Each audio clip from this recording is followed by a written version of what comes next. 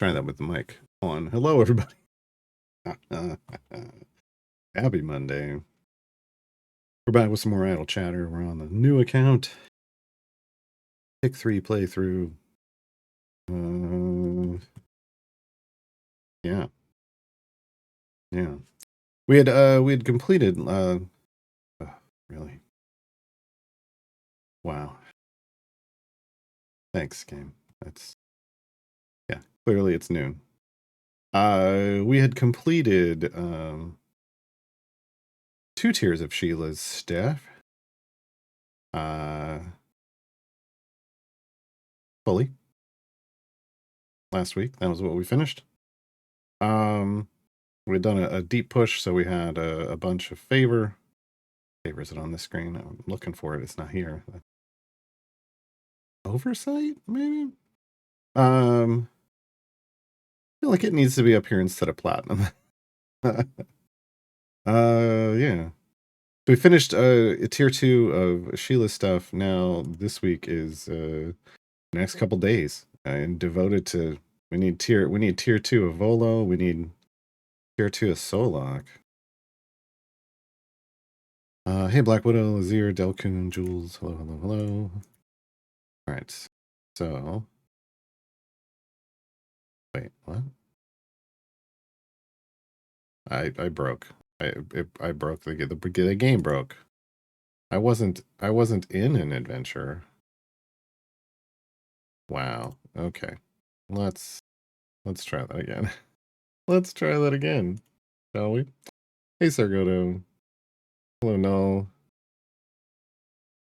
Oh boy. Oh boy. Haven't seen that happen before. Okay. This is what we want. We want Volo. That hack. Volo. That was it. We want to do this. We want to try to go both tiers, right? Tier 1, tier 2. Want to go to 250. Get it both done at the same time. Because why waste time? I think that page is. Hey, there's a vault coming soon. That's good to know. That's right. We got 5. All right. Do this. Let's do this. What do we got? We got trying to see. Yeah. We're gonna should be okay doing standard. Oh, no Diana. Oh, rip Diana. That would have been a better situation. Okay, this is fine.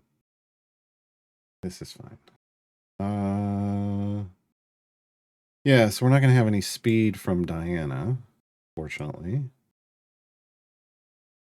We need to get the music on every time. It's just they don't let you get access the jukebox from the campaign map.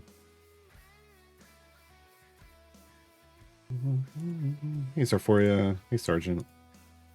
Okay. Let's get her scavenging.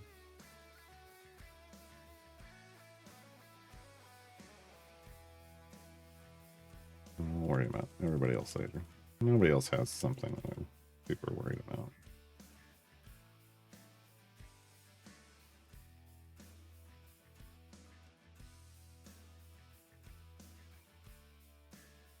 Okay. We need speed. 250. We're gonna throw one of those down, and I should probably. Yeah, we should craft a couple. Brew some 15s. Bring like 2 15s. There we go. All right. As a Caro, thank you for the follow. Hey T5 Cats. Yeah, another vault. This one's golden. I wonder what that could mean. Well, Hubris, I ended up in a spot where Dalina is my best DPS, which is neither here nor there, but notice that with Vola's ult running, her Ice Storm in particular absolutely deletes armored enemies. any clue why this happens. It doesn't even, it's not even her ice storm, it's everybody in the formation. So when Volo ults, he causes everybody in the party, or all the champions he buffs, is it all the champions he buffs or everybody? His buffed allies. So everyone he's buffing then starts doing bud-based damage, which is basically like ultimate damage. And so you just delete armored stuff. It's pretty strong.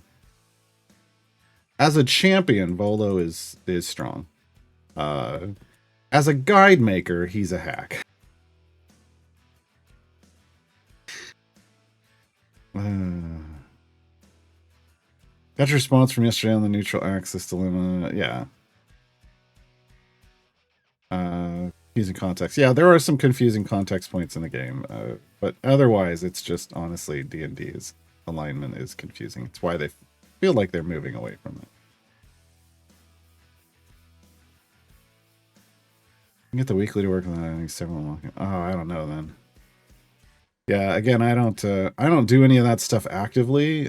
If I do patron challenges, it's always in a background party, and I just set it and forget it. And whether it's getting, you know, proper credit or not, I don't care, because it ends up finishing itself just fine by the time the week is over. That's how I handle my patron chores. Yeah.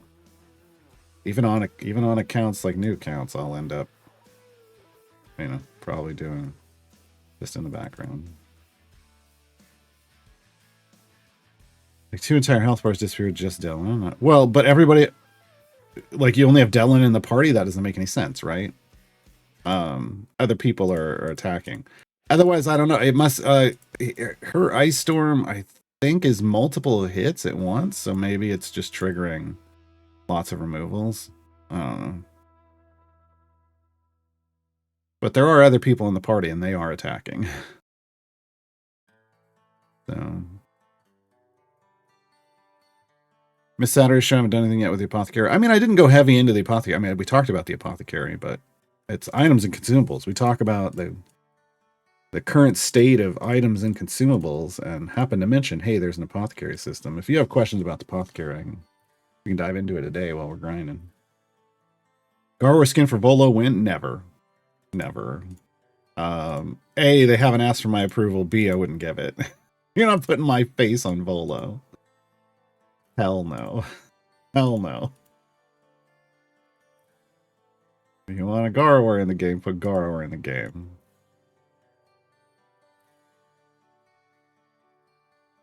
Big update for the week as I did smash Gale's tier 4s. Nice. I'm hopeful for even more success next event clearing tier 4s. Yeah, you know, it's a slow process, right? Then you start getting it, more and more stuff each time. Like this was, look, even this account, as fast as we're flying through content, as fast as we're progressing, it still is kind of as a slow progress. Like we started off doing like the first tier 2. We could easily clear tier 1. We did the first tier 2 of variant 1 for Sheila, but there was no way we were completing tier 2 for variant 2 or 3. And then we waited a week and did a favor push, and then suddenly we, you know, blew through tier 2. So, you know, it's just one of those things. It's harder to get through the higher tiers. But, you know, but the progress is progress. Once you make it, you're there. And then you just got to hope that you keep developing things, you know, roughly equally, and go from there. I'm seeing these average item levels now on this account for the first time, and I'm loving it. I'm loving it. Yeah. I mean, at a glance, I can see. Look, we got a level 100 Eliwick. Ishi's at 50. Everyone else is, you know, double digits. Everyone else that matters. His Volo sits at 2. He's about to get item levels. Fine. Bombshell, I'm having a hard time passing tier 2s at this time. Is it just a matter of grinding to get there? It's not even about grinding. It's just it's power progress, right? The tiers are power checks.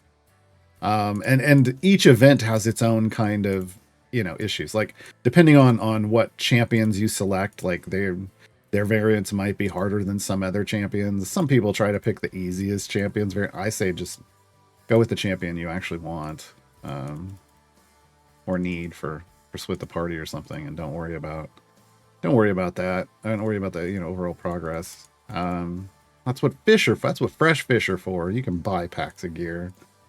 But yeah, if you've been playing for a month, it's completing tier 2, breezing through tier 2, great. Having troubles with tier 3, maybe you'll see maybe you'll pick up some tips from this stream or one of my guides, and that'll help you for the next one. Festival of Fools is coming in 9 days. So yeah. But as you go from tiers, the ability to go from tier 1 to tier 2 is quicker. Tier 2 to 3 is slower because there's a bigger jump. Right? You're going from 75 to 250. That's just 175 areas difference, right? 250 to 600? That's a 350 area difference. That's a lot, right? And that's just the first variant. So there's a much bigger power curve that you have to pass over here to go from 2 to 3 than from 1 to 2. So it's gonna take a little bit, right?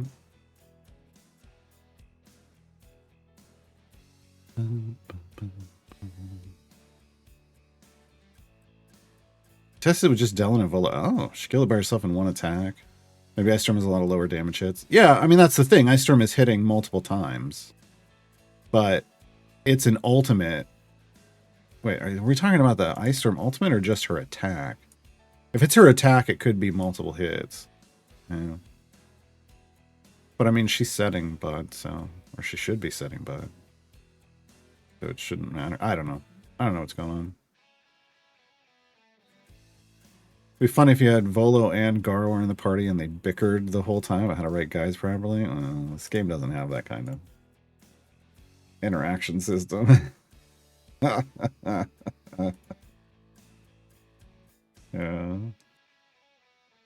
I don't know. We're not going to see a Garwar in the game, though.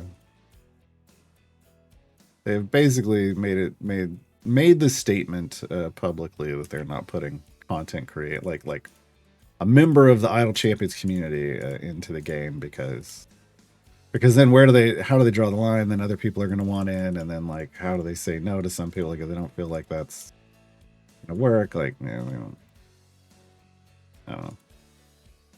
I don't know. I think it's neither here nor there. We're on an ad break. You're getting rambling. We'll get back to the chat when we get back.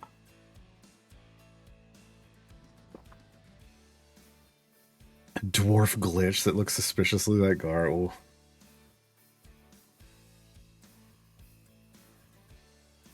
Sigil glitched Volgar. It would be Volawar. First off. If you were going to do that, a horrible monstrosity, it would be Volawar.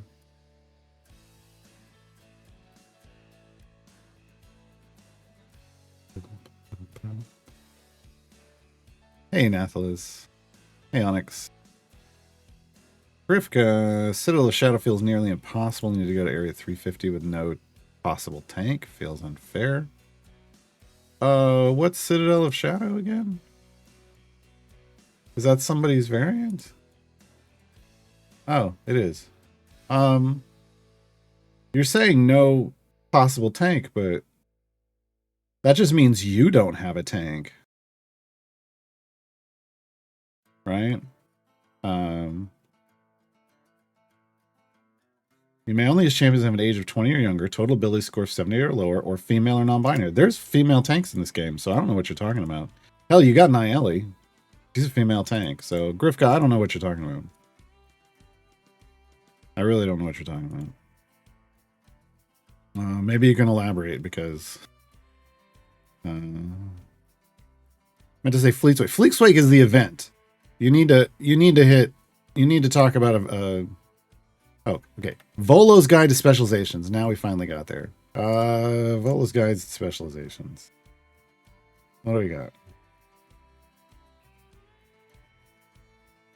Hunter Champions, Absolute Adversaries Affiliation members. So you just don't have one of the tanks that are available, or champions with a magic-based tank.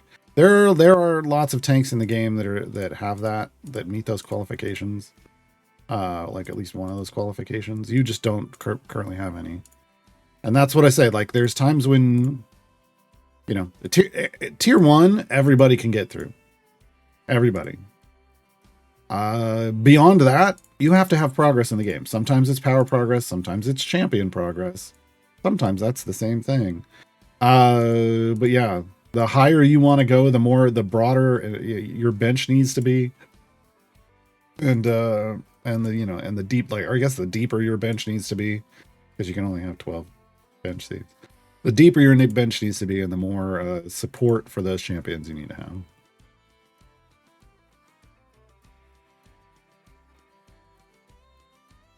Do you have any thoughts on featured champions being automatically reset to 0 stars tiers being completed at the start of events going forward?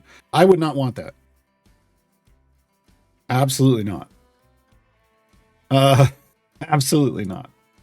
Now, if you don't know what they're talking about, the devs commented that maybe in the future, there might be a way to reset someone's progress level. So if you had done all of the progress for a champion and it gets reworked, or you've done all the progress for a champion that's a flex champion, and you want to do it again to have another shot at earning chests and whatever else might be along, like this event has corrupted gems, which, if you've already done it and you flex them, you don't get the corrupted gems. I don't believe you'd get other, you basically just you'd get these buffs again. You would have already earned these. If these hadn't been there, then you would have, you would already have earned these. But they were like, hey, reset the progress and then do it again. That absolutely 100% needs to be a choice someone makes. It should not be an automatic thing.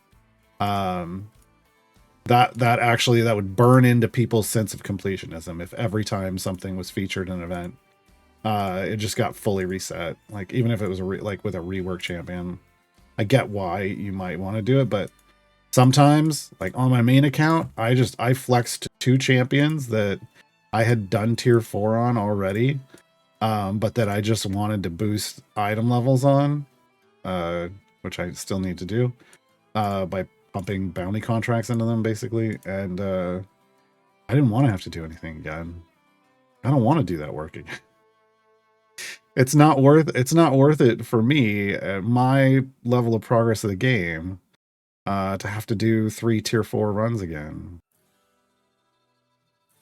Now, if they ever add a tier 5, like at that point, then yeah, having the choice to reset and do, all 5 at once or something might be neat.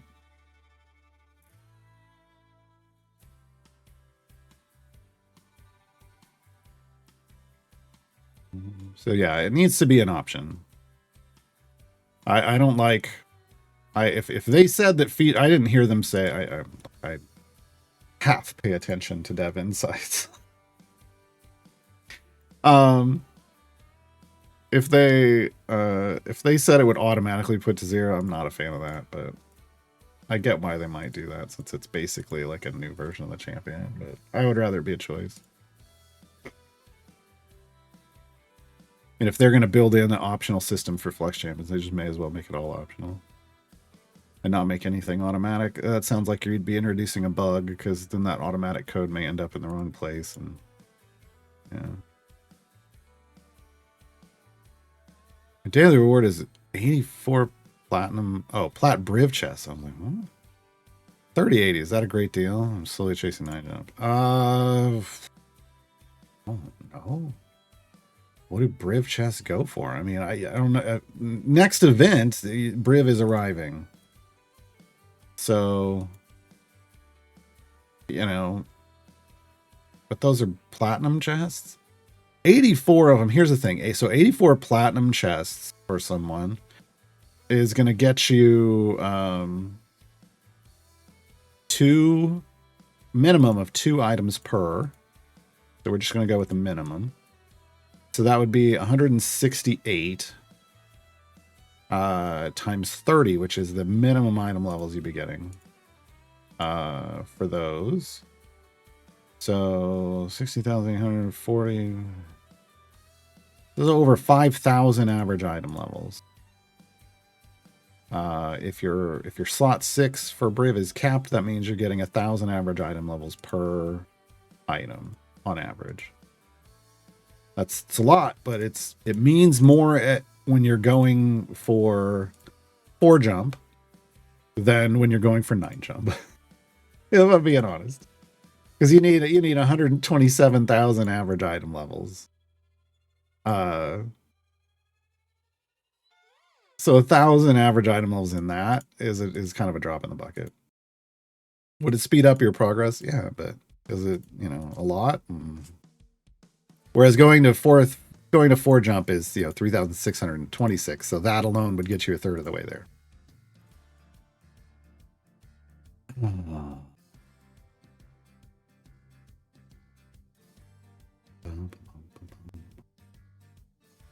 Is gem farming nerfed or is it the new Windows update? I don't have enough details to answer that question. Yeah. I don't know. What I can tell you is I made I crafted a legendary potion of speed on my main account, fired it off to test 24 hours worth of gem farming with a legendary with all 4 of the others, which does take it to 12.5 x cap and a gem bonus. And in a 24-hour period with background parties going, I did not get the improvement I was expecting from the increased speed.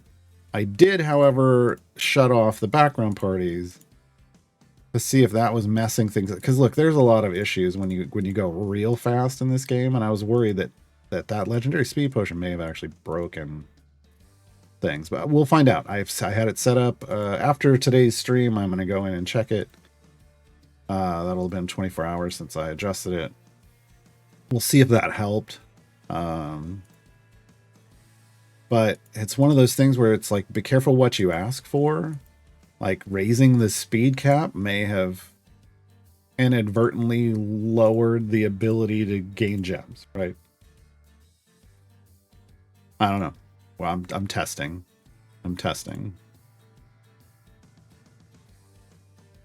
Closing on Elminster should qualify first day of next event. Wild.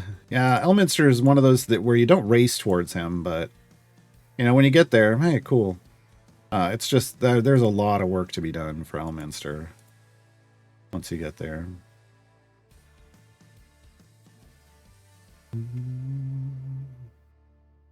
Helps if you do a few deep dives for favor before trying more difficult variants. That's what I had to do. Yeah. So when we first started trying to do Sheila's stuff, I had like what do we have? Like E09 favor for Umberly. I think it was E09 favor for Umberly. And I just couldn't do tier 2 and like the other tier 2 stuff. I could do the tier 2 variant 1. I couldn't come even remotely close to the others. Did a deep push. 1 deep push for favor, 1 really deep push for favor. After a week later, a week after going out and progressing in the game and powering up so that everything was blue or better, except for Volo and Sheila. And I had E22 favor, and yeah, breezed right through. For the most part. We'll see, but that was Sheila's stuff. We'll see how helpful that is here for Volo's stuff, right? That's what we're working on today.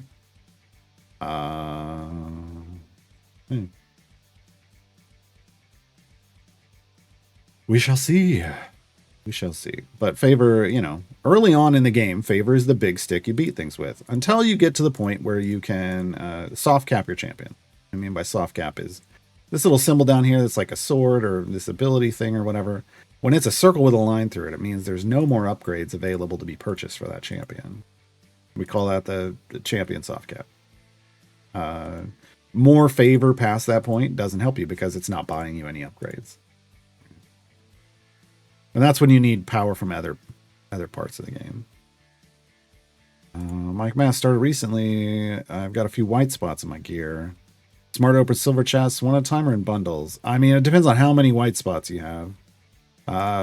You can open them in batches of of the number of white spots you have. You don't, because you don't necessarily need to open them until you have, once you have green. Once you get rid of all of those whites, then it's green or better on your core and evergreens. So specifically on you know, this grouping. So once this grouping has green or better, then you can stop buying silvers. When I was doing it, I was buying them every time I could afford it. I would just go buy one. But we were playing actively on streams. If you're AFKing, then I've been hoarding them while gem farming. I hope by gem farming you mean you've just been progressing in the game. I hope. But you know, who knows? The fact that you can't do every character each event, that would stink. I don't know what that means. When the game started, there was starting in year 4, you could only unlock 3 champions every year, and it was the most recent 3 champions. Until Events 2.0 came around. Now you have a whole list of champions you can unlock.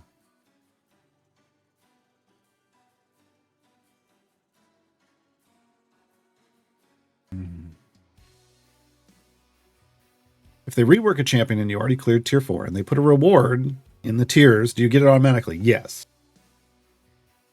Yes, you do. What if they kept the progress but allowed you to run them for... That's not how the game's coded. So, like what they're telling you by making that statement is that for you to be able to get rewards again, like get chests, it's just the gold chests and whatever the augments are that are available for clearing tiers.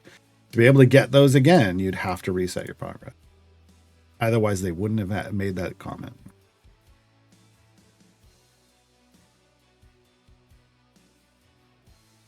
Hanging out with you guys to resist sticking a spoon in the mango cheesecake I have cooling in the fridge. Oh, wow. But cheesecakes are, I'm okay with cheesecakes, but I love mango, so.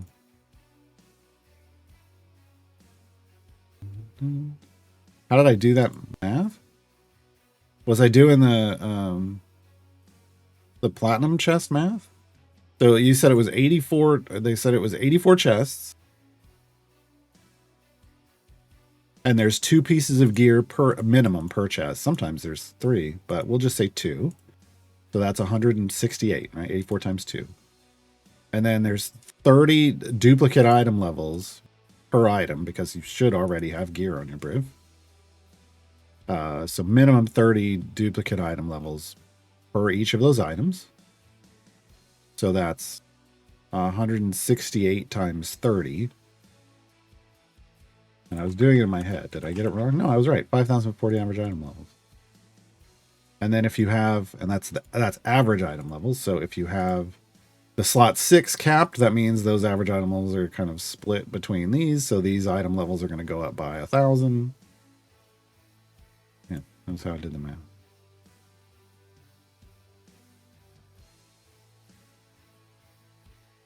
I heard not opening electrums once you get Briv is important to avoid leveling this game. No, not anymore. Oh, until you get the feats for jumping. Well, yeah. So if you're going to be doing Briv stuff, you get the feats. Like that's one of the things you have to work on when you're working towards Briv stuff. You want the feats. Can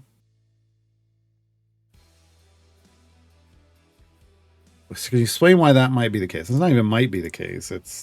That's just the way Briv works, right? Like, so the way Briv's jumping works is that you get a certain number of item levels onto his speed item, and he can jump better. The problem is he is more functional often times it is easier to figure out proper like pathing for his farming, because his farming is different than regular gem farming. It can be easier to stay at set levels instead of having randomness. Like, you don't want to introduce randomness. Now when you're starting off, I got Briv to 4 jump with randomness up to, through 2 and 3 to 4. There are, it tends to be, I don't know, people say it tends to be more efficient to have well, it is more efficient to stop at like 2 and 3, like at the hard numbers, like the perfect numbers. There's a feat for that now, though. It's a rounding down feat. Takes a bit of an investment to get it, but if you're going to be chasing the Briv dream, you got to get used to big investments. You may as well get used to big investments early and get. You're going to want that. You're going to want the rounding down feat. You're going to want the 4 jump feat. Like right away. You're going to want like the rounding down feat. You actually kind of want before the 4 jump feat, and then because then you don't have to worry about not opening chests. So when you get to once you get to like 2 jump, you can just throw the round down feat in, and it'll keep you at a perfect 2 jump until you get to 3 jump, at which point it'll just round down to 3 jump, and that's fine. And then until you get to 4 jump, and then you can just it'll round down at 4 jump. But once you get to 5 jump, you need at that point you need the 4 jump feat, because 5 jumps is bad. It's not as good as 4 jumps. 4 jumps is just there. Yeah, it actually slows your jump gain down to do some of these off numbered jumps. I heard somebody say 6 was just slightly better than 4. Like they found some pathing for 6 that was slightly better than 4. That's why I have a question mark on it in my guide for Briv in the table that explains his like the item levels needed for his jumps. But the good, after 4, the good one is 7. That was a big jump. I went from I saw a 50% improvement in gem gain on my account. Going from 7 to 8 was not a very big improvement, but there was an improvement. I'm at 8 right now. Getting to 9 will be the huge boost. And then there's a 9 jump feat, right? So having these kind of round down feats is important.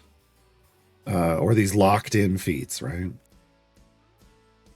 Because before those were added, you literally had to stop opening any chest that might drop a single item level for Briv, which meant Electrums and patron chests and weekend chests were all off the table for people for a very, very long time.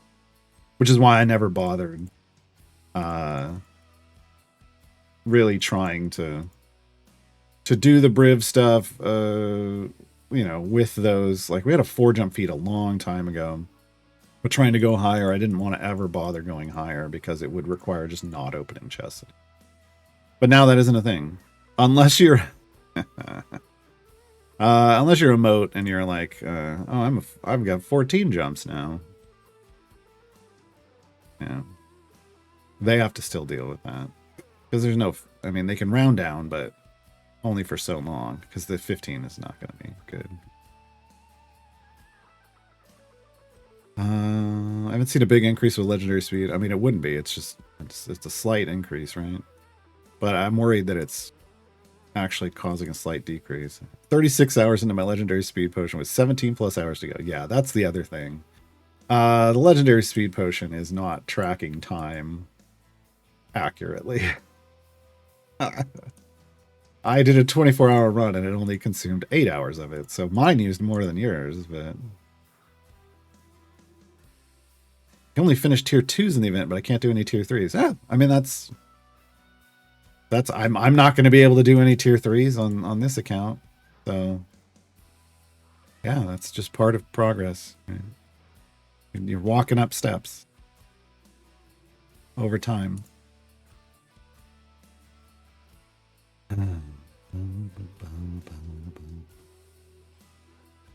Looks like the legendary potion doesn't wear off when offline. I wouldn't know. I had mine running 24/7. I didn't go offline at all. How did I open a sortable list with all my champions? So the swippy swappy button, these little arrows down here, swippy swappy button, search, right? And then you've got all kinds of parameters that you can utilize. Everything over here, you can open these up and see what options are available for filtering. You can even save specific presets so that you can just quickly access them whenever you need them.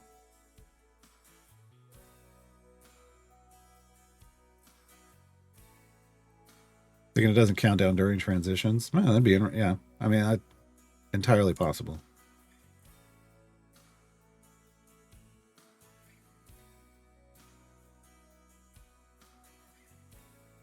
Saying if they cleared your events after each event. No, that wasn't a thing they were doing. It would suck because it'd be few champions you couldn't rerun. Yeah, no, that wasn't. No, what they were saying is if it was automatic for the featured champions. Featured champions are the new champion and the reworked champion. So all that would reset would be the reworked champion. It wouldn't reset all of your champions. But again, I think it all just needs to be optional.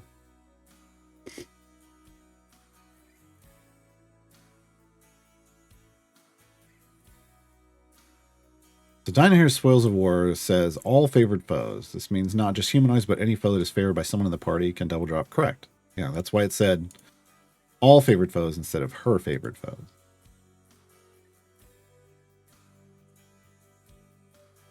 Bug we don't want to be fixed. It'll be fixed.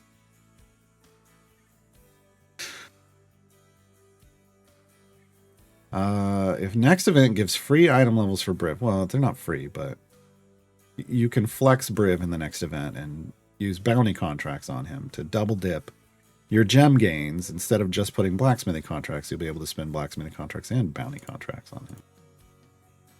And I can clear tier 3. How many item levels should I expect for Briv? Oh, I don't know. I don't know how many bounty contracts you have stored up. So, I mean, one tier of chests is just 3 chests, right? So, that's not a lot of item levels from 3 chests. The point is you'll have bounty contracts to spend, and I don't know how many you'll have to spend. There's math in my consumables guide for what each bounty contract is going to give. And then you know that each pack of 7,500 tokens gets you 2 silvers and a gold. But what those item levels are going to give you? Well, RNG, right?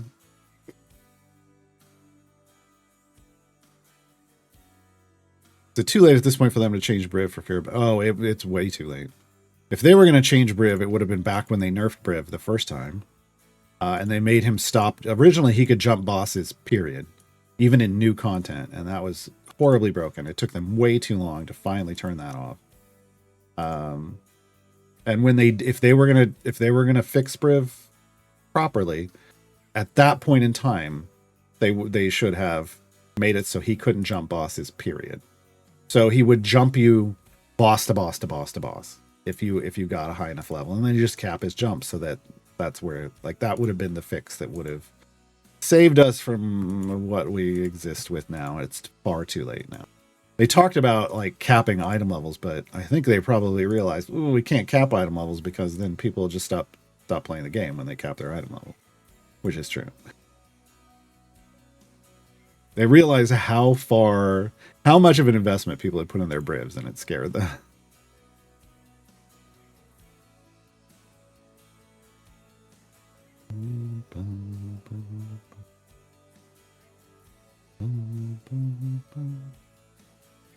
Yeah, they absolutely still need to fix Briv's background stacking, but that's a whole other thing. I have no problem with them upsetting people by fixing that, because that's so broken. Everybody knows that's so broken. People will still complain, but you know what? Deal with it. Deal with it. Plus 100 tier bonus per tier. That's not a thing in every event. That's an augment. We didn't even have it this event. So we don't until we get an augment blog for the next event, we don't even know what augments we're getting.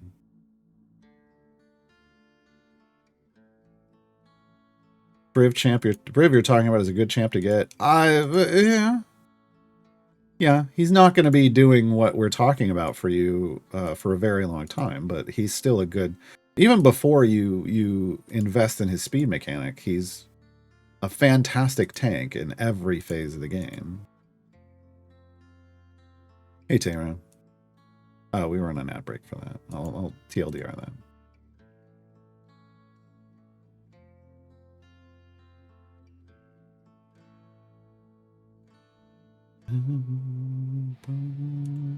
Okay, we're back.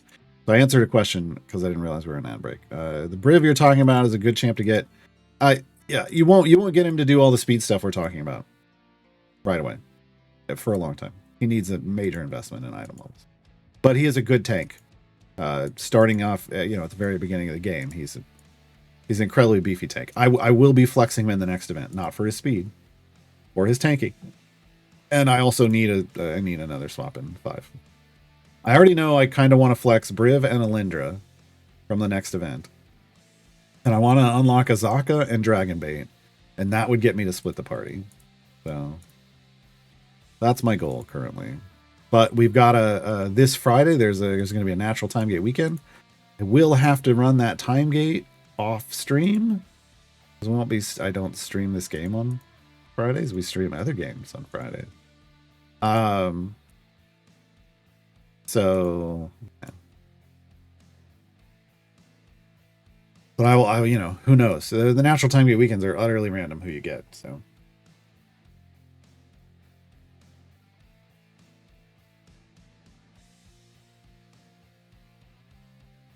Dragon Bait mission? I mean, we're on our way. We started Tomb of Annihilation already. Jade the Snake Discord giveaway, folks. Official Discord. Jade the Snake familiar pack. A Kitten Lord Blueshy skin. Or Lich Mako skin. Okay. Kitten Lord Blueshy is wild. I need to put in chest codes. I was open it Saturday and run it on Monday. Yeah, that might be what I have to. Well, I'd probably just open it on Sunday. Maybe we do that. Maybe I just try to remember to open it on Sunday before it expires, or even just Monday before the time runs out. Do it on stream. That was the Teenage Mutant Ninja Turtle game. It was pretty good. It was pretty good. I'm not a huge like tactics game player. Generally speaking, but obviously I enjoyed the thematics of a Teenage Mutant Ninja Turtles tactics game.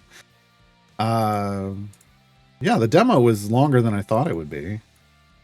So, yeah. I mean, I'd like to see obviously more of the features. But there's a lot of features that just weren't available in the demo. If you too are interested in the Teenage Mutant Ninja Turtles tactics game, there's a demo up on Steam. Yeah.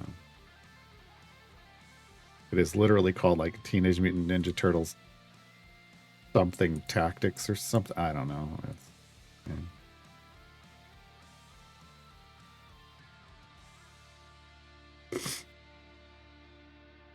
Can you get an upcoming event champion in a natural time gate? Yes. Yes. Not necessarily unfortunate. I mean, you would complete one of their variants and you'd unlock them. So, I mean, you could still flex them. You just, I don't know. It is what it is.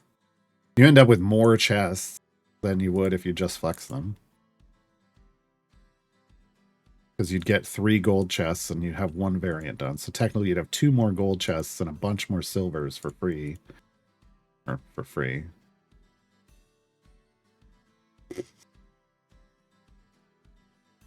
I need to see 5 so I can do split the party. Well, not this Wednesday, but next Wednesday you'll be guaranteed you'll have one available. Briv is in the next event.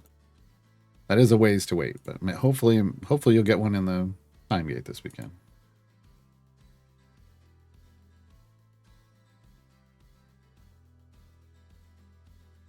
Hey, Shevik.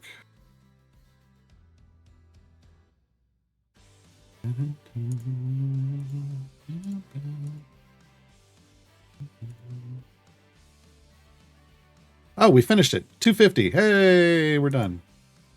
Hey, Macarena. All right, we can get out of there. I don't need to try to go further. I'm not trying to go further. I just want to get tier 2 done. Let's get into diversity.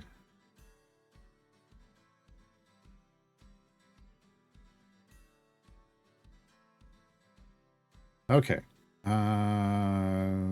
Same thing, but now we've got to deal with Elminster. Can we move him? Yes, we can. Yes, we can. Can we dig it? Yes, we can. All right, cool. We want the same scenario. Apothecary. Brew, potions, 2. Trying to only make what I need. In the moment.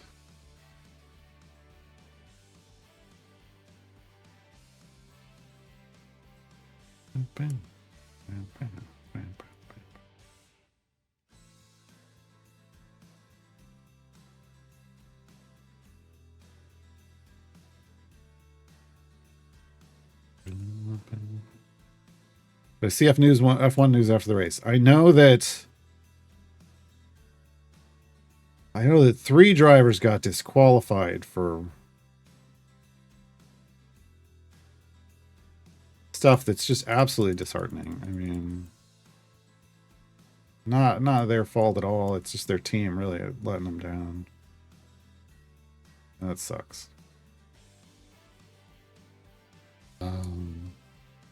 But I was super excited with the results, like the overall results. And the performances. Oh, that was the wrong spec. That might come back to haunt me on this round. Yeah. So, I did think it was a bit of a boring race.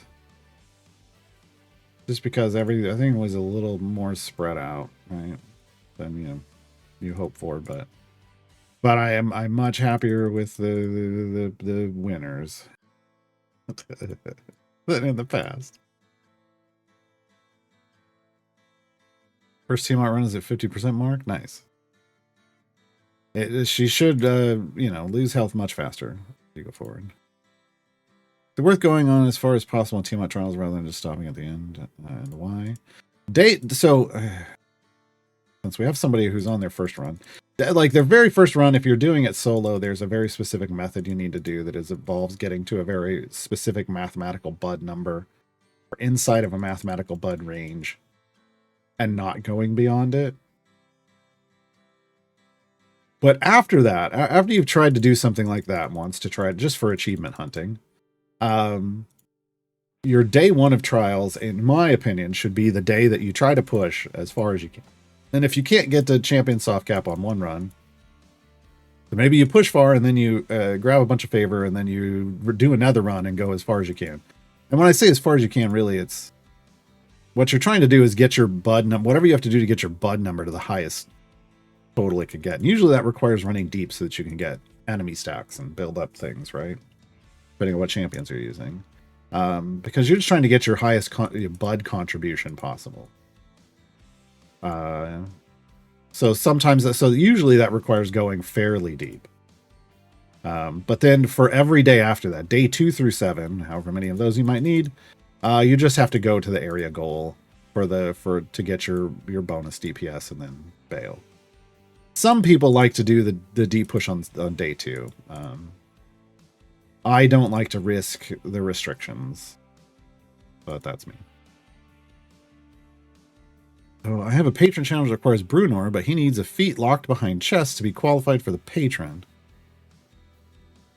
Bug or intended dig to make me burn gems. Well, okay, first off, you should be burning gems on gold chests.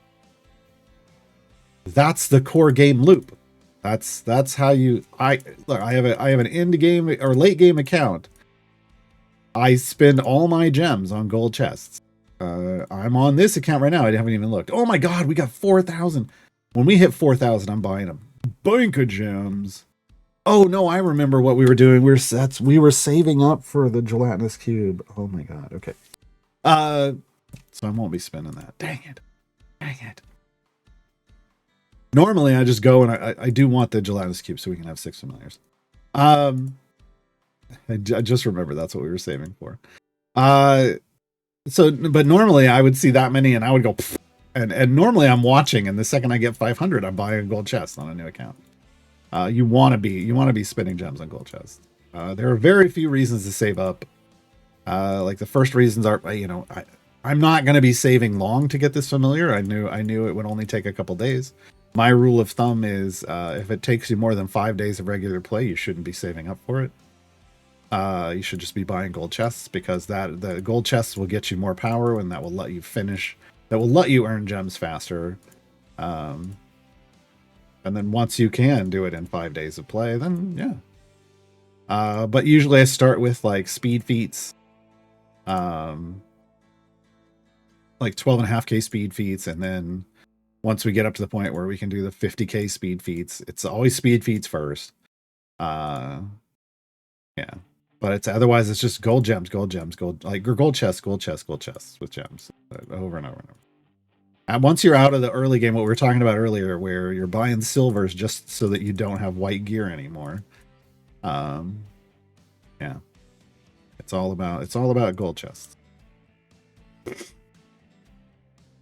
It is odd. It does seem odd to me that he needs a feat for a patron challenge, but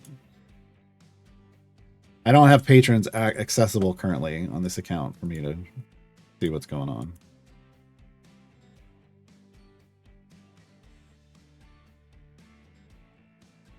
Lawson is in serious trouble. Oh, I expect it. If here's the thing, if Yuki had actually, if Racing Bulls hadn't screwed up their strategy, that's really the problems. Racing Bulls, mini spoiler for Formula One folks. Racing Bulls hadn't screwed up their race strategy. I think Lawson would have been a race or two away from being swapped with Yuki. He is just, yeah, no. And I'm not saying that Yuki then would do better, but I guarantee they'd find out. I guarantee they'd find out.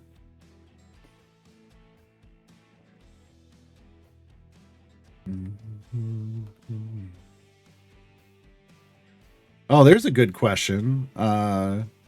Does the patron challenge also ask for Wolfgar? Because Wolfgar has a spec that can bring Brunor in. Oh, it's charisma plus. But does it? But does that patron challenge also require Wolfgar? That's usually the only time. There are a couple patron challenges where, hey, I got my guide to diverse foes. There are a couple patron challenges where they require you to. It requires champions that don't qualify for that patron, and it's because of one of the other champions that it's asking for will bring those champions in.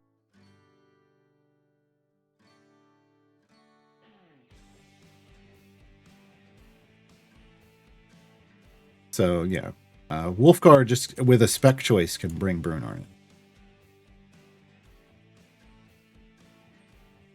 Yeah, they're supposed to have a note now saying that you need to use that spec. That doesn't mean that they all have that note. Yeah. Think it happened in Japan.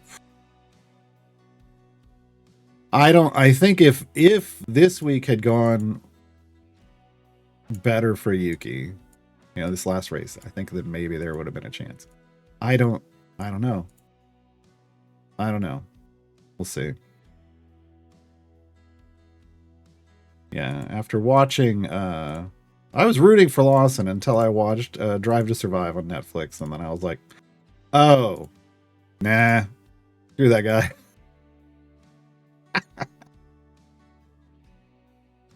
Screw that guy.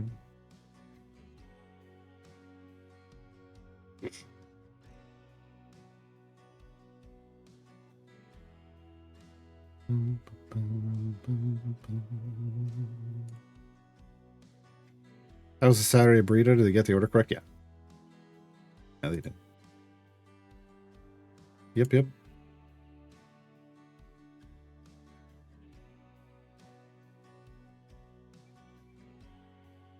When they get like the times, like I can think of 2 times in the last couple months that they've either given me tacos instead of a burrito, or they forgot to give me my drink, and it was new people working the window every time. Every time.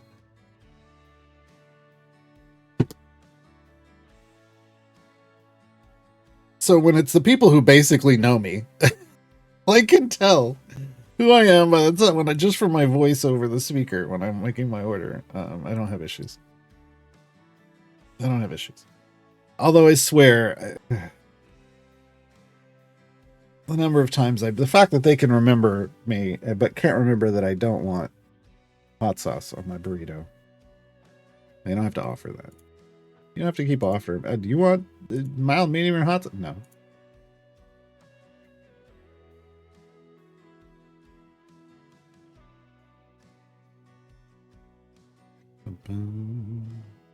You don't want to watch the, I don't know what that. Where did that come from? Was that meant for a different chat?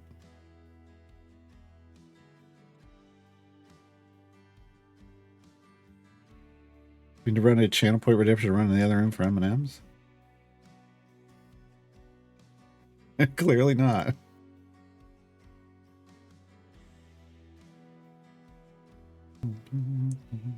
I like, so here's the thing. I like hot sauce. I like to put hot sauce on tacos. I will take the hot sauce for the tacos. And if I'm getting like a California burrito, then absolutely give me some of the verde.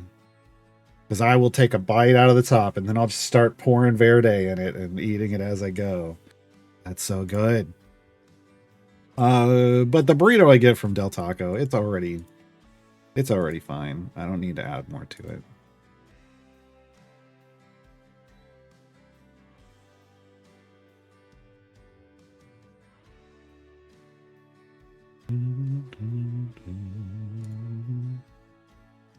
I was storing them out of the office. You mean out of my bedroom? I had taken them out there and left them in the living room, but then today, before the stream, I was like, I'm gonna want M&Ms today. It's Monday. It's M and Monday.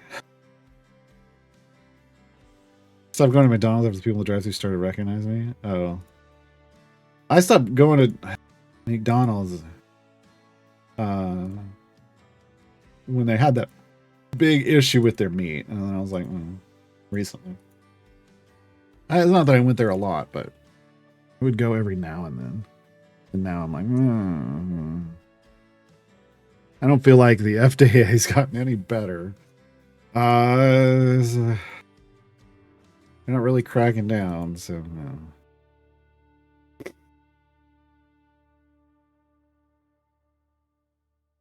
But there's certain McDonald's I had stopped going to, period, because I have like a 3 strikes rule. If you screw up my order 3 times in a certain period of time, I won't go back to your store again, and it'll be for like a couple of years. But when there's so many McDonald's around, you don't have to go back to whenever. Right? I don't remember. They had an issue with they had a contaminated meat issue not that long ago. Cup of hot sauce, much to dip your burritos in must. Nah, not necessarily. Everybody's entitled to however they want to eat their burritos.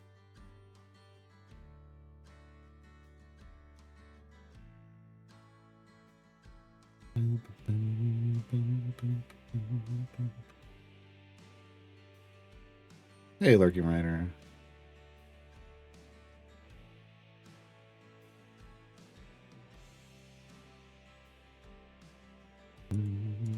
Okay, so how far are we going? 350. I probably needed more than 2 of those speed potions. Mediums. That's fine. Man. Why did I decide to wait to save up for this familiar when we're doing event stuff? I don't even get the big burst rewards of gems at the end of the runs. Just slows the progress down.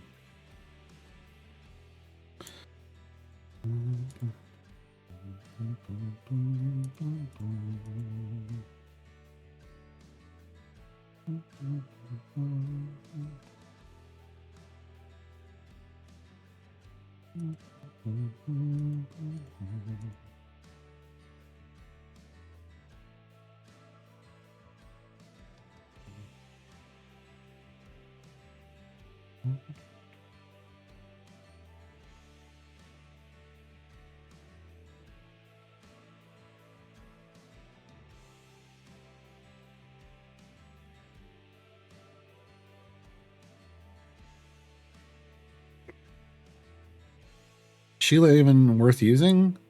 Or just a background thing? I mean, I'm using her right now, but primarily it's so that I can get potion reagents. On my main account, I would put her in. I would park her in the background. Yeah. I mean, she's okay. Bolo's stronger. Bolo's a lot stronger. Bolo's a bit ridiculous, actually. I mean, we don't even really have gear on him. He's throwing up E15. So...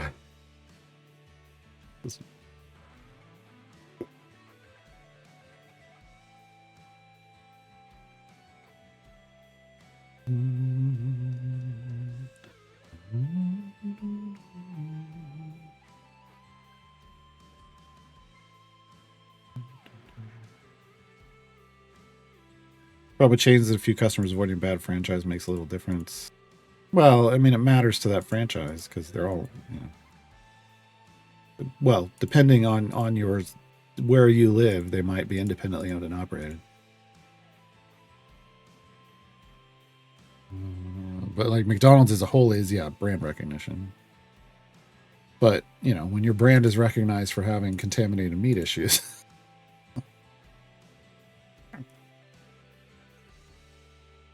What to spend corrupted gems on? That's a good question. I have some myself. I don't have enough yet, but I will be putting it on Marvelous Support Pigments. I bought one already. I will buy another one when I have 7,000. For a new player, none of the rest of this stuff is worth your time. When the next emergence event happens, we'll see if there's new stuff that maybe gets added. That's good, but in the chest. But until then, pigments. You can never go wrong saving up for pigments.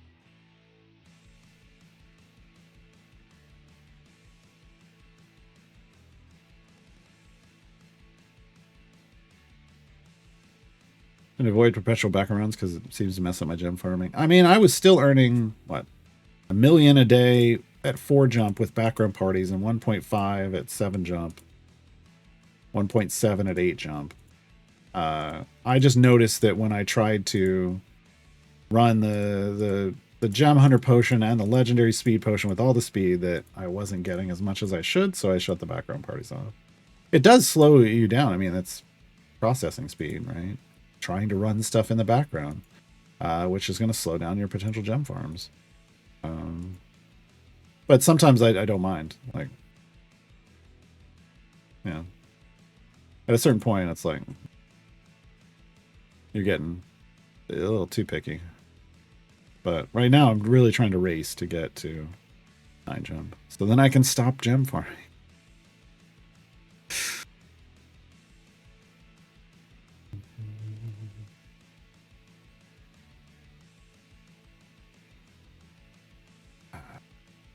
I don't know where you're going with this, but I'm going to change this question. Was Volo put in the game because of a well-known Forgotten Realms character or specifically to annoy you? I think for Mars, it was a combination of both. I mean, Mars pushed to get Volo in. Volo just recently made an appearance in Baldur's Gate 3, so he is a well-known Forgotten Realms character that has a 5th edition appearance, which is what they look for. You have to have appeared in 5th edition, really, to get put in this game. Is kind of one of their big requirements. Something that has to do with 5th edition. For the recent stuff, for the vast majority of their champions. So yeah, I mean that's Volo's got name recognition. People know who Volo is. If you follow Dungeons and Dragons, you generally know who Volo is. The pigments are maybe a feat for a champ you're using. The feats tend to be weaker than pigments. Pigments are like a support pigment is triple damage for your party. There are very few feats out there that are going to provide triple damage for your party. They tend to be very specifically feats that apply to pre-stack multipliers.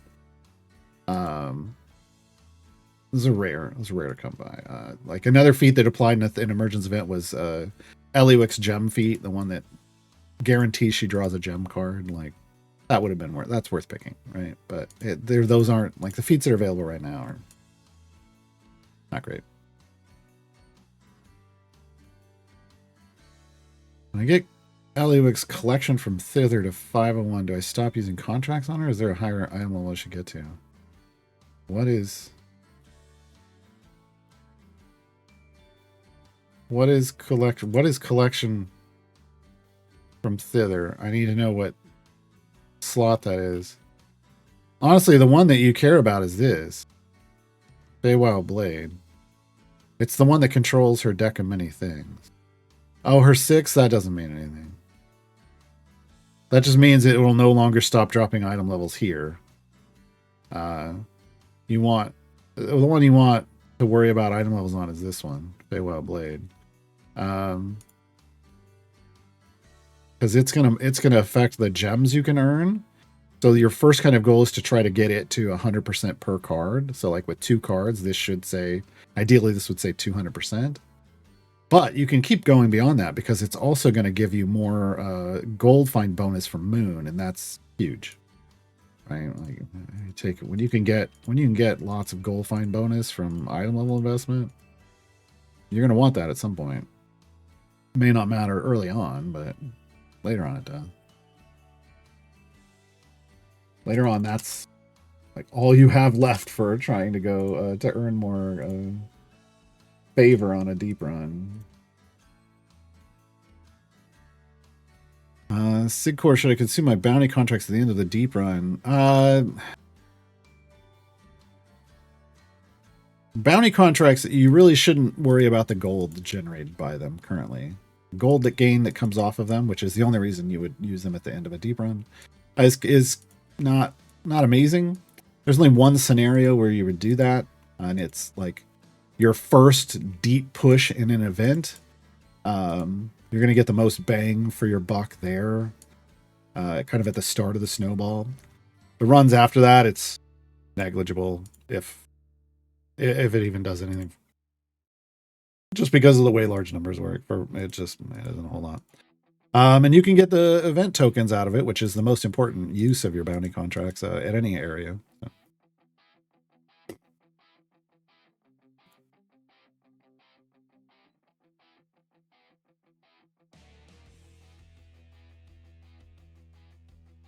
Are Modern component chests for corrupted gems okay? Look, you can spend them on your corrupted gems on whatever you want, but I would never do that. And like, there's only no. We'll talk about this once we get back from the ad break again. I wouldn't.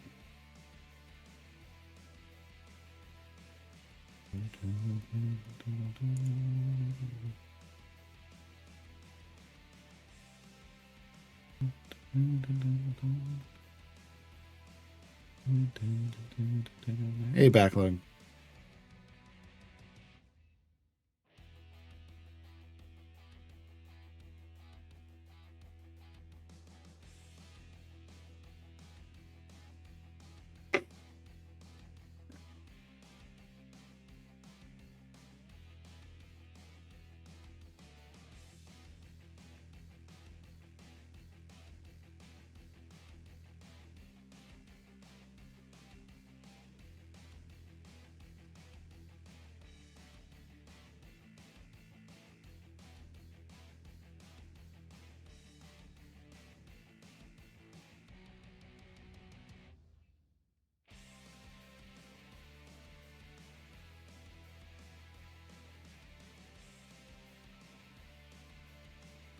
Really, we need to record an audio clip of Dave the Diver going, ad break.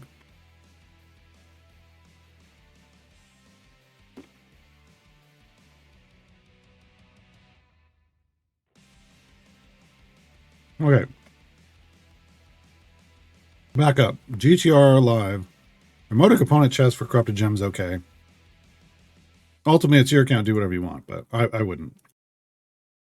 There's only one time where you would do that, and that's if you already have support pigments on every single item on every single support champion in the game. then it doesn't make any sense to continue to buy support pigments. But by that point, you probably have all the Modron pipes you need.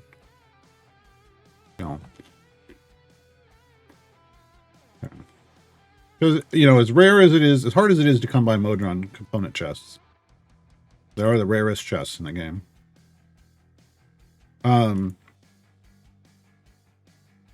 It's just a crapshoot what you're going to get out of them. Like, you have no idea. Whereas you're guaranteed triple damage from every marvelous support pigment. And they all stack, so.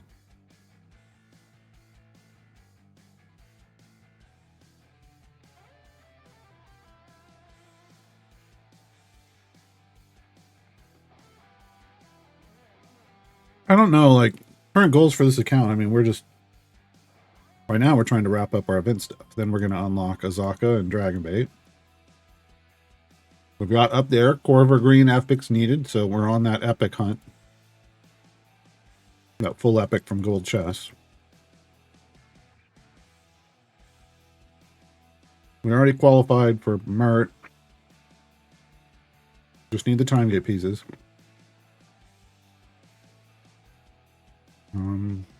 Yeah. And I don't know what the long-term goals are for this.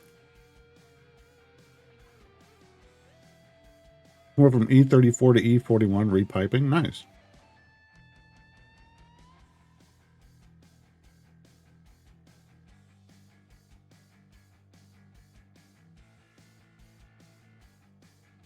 Green has a feat called Mahen's Pride that adds 80% to Sister Sister. That's something that got removed?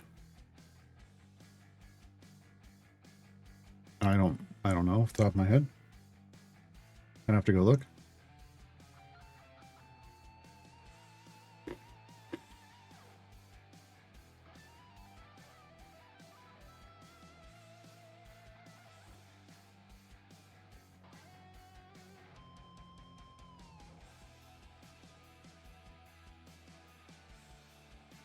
Okay, that's under. And we're here. So Sister Sister is on Havilar. It increases the effect of her leadership summit when Farida is in the formation. So it's part of their combo. So it's a situational feat when you're using Mahen, Havilar, and Farida. So.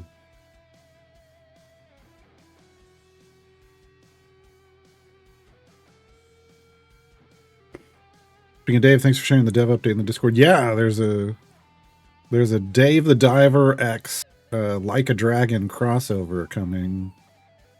It'll be a paid DLC, limited time paid DLC. And they're still working on their, Dave the Diver in the Jungle thing as well for later, hopefully later this year. I'm looking for some time. I want to say thank you for the great input and advices and chill vibes. You're welcome, Shrupek. Thanks for hanging out.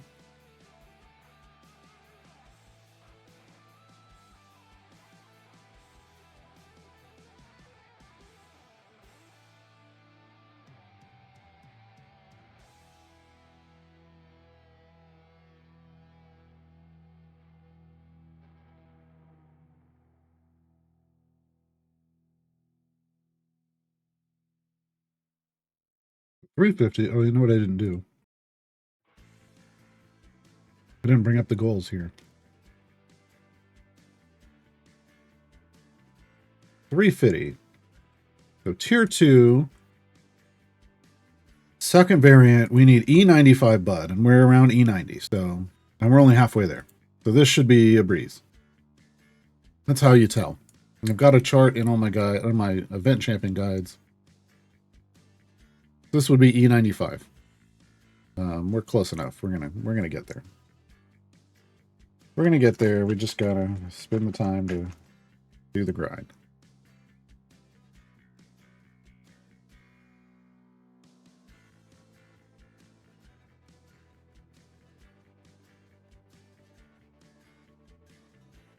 Chef farming, does how deep you go make a difference?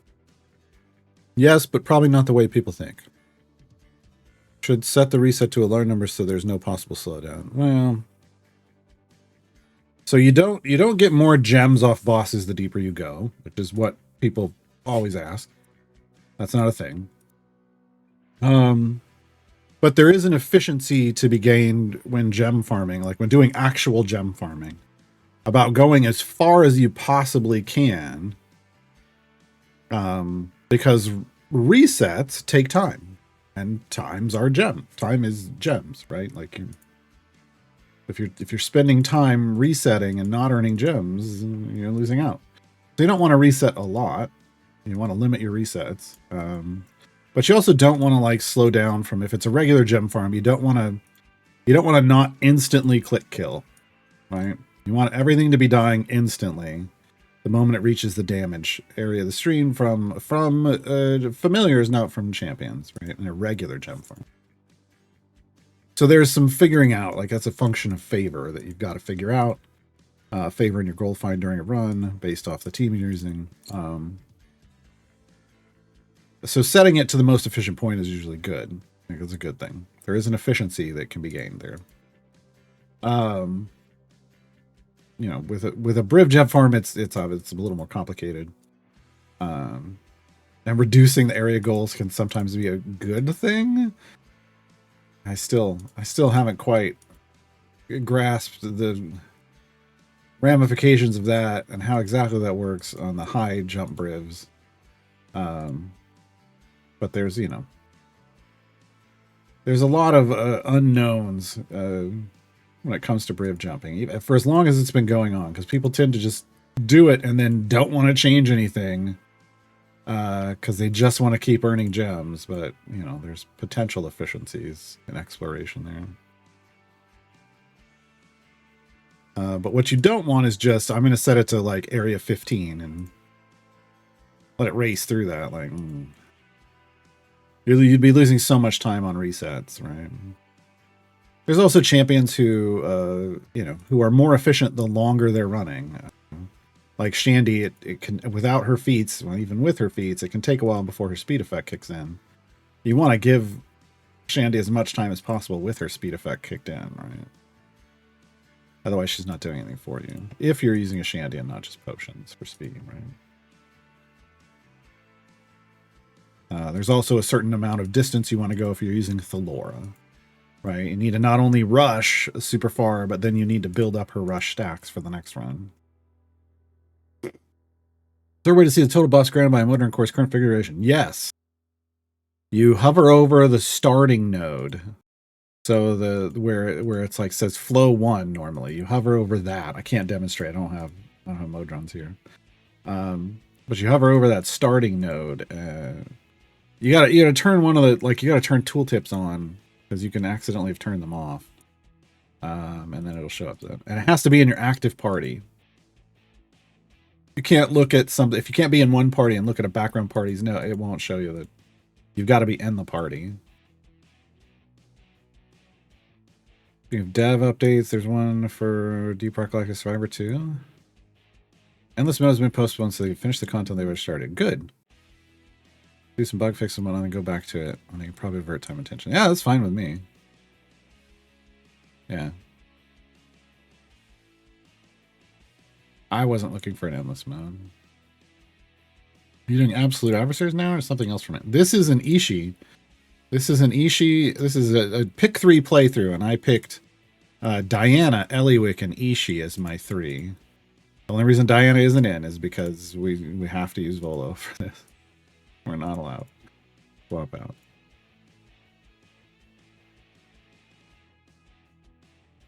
If anything nice to say about Volo on Saturday, I don't know. Did I have anything nice to say last time I covered Volo? So my clip damage is 297. It's best to reset at 295. You could, as a quick, easy thing. I mean, it would 297 is probably fine. If you're just trying to base it off that number. There's more to it than that. Like, you need to look at the adventure you're running and see where its most efficient endpoint is around, like, right before that. Like in Mad Wizard, there's the first 30 areas are the most efficient areas. So if you were doing Mad Wizard, I would tell you to have it reset at 280, like 280, yeah, 281. So that Yeah, 280, because you'd clear 280 and it would reset and start you over again, and that would be the most efficient place. But if you're doing some other, oh yeah, so you're in Mad Wizard, so 280 would be, it's either 30 or 80 where you're ending is the most efficient place. But like Roots of Loomlurch, I'm not sure where that is. You'd want to find the end point closest to your click damage, like insta click kill wall, where the quick transitions stop, like a big run of quick transitions stop. I don't know what that is off the top of my head.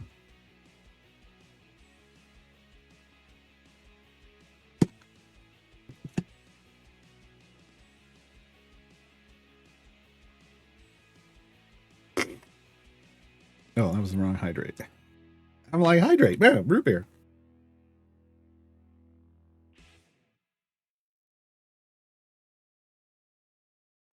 I mean, technically, so the way it works in a regular campaign is 297, like equaling your click damage level to your area level is a good indicator.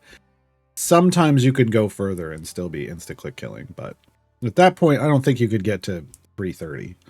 So I would say 280 for Mad Wizard would be the reset.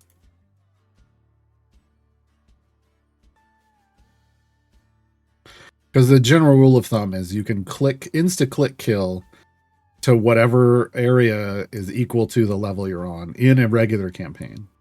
In an event, you can insta click kill further. Like we're like 4 or 5 click killing, and we're 40, 30 something levels past this because there's lower health scaling in events, but you're not really worrying about that. What's the next farm zone after graduating from Mad Wizard? Really, you go from Mad Wizard if you want to be more efficient than Mad Wizard. It's Roots of Loomlurch.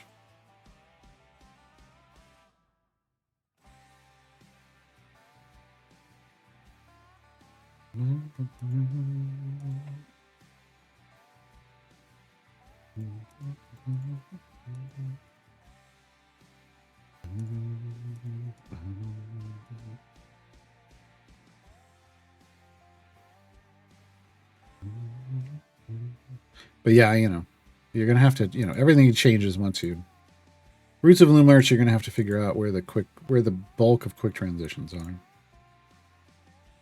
I guess I could go look it up, but I don't know. Not highly motivated. Roots of Loomlurch is Wild Beyond the Witchlight. It's kind of the top rightish of the map. So if you're not there yet, then you don't even want to worry about it. You wouldn't transition to there until you've gone through there and you have a good amount of favor to power your gem farm.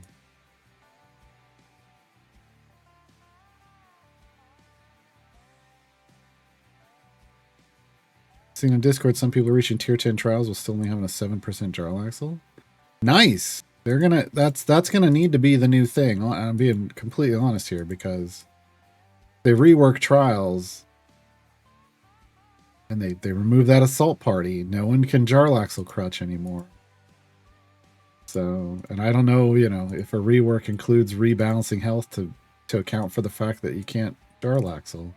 Because I've seen even in my pre-made group that like the one time the game put in Tyrol for me instead of Jarlaxle, even though I totally clicked on Jarlaxle.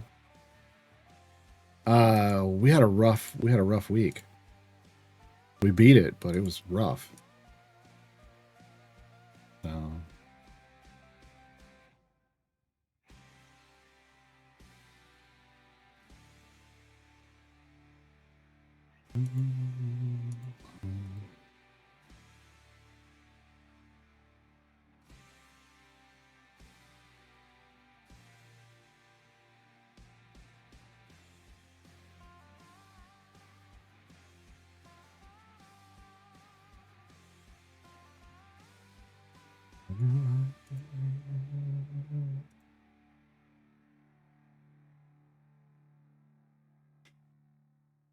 $44.80.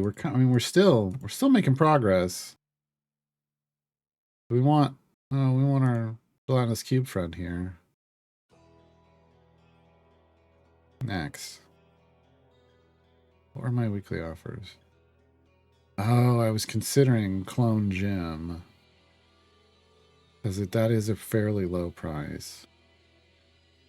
Then I wouldn't need the gelatinous cube, though. Free roll up. I got a free reroll up.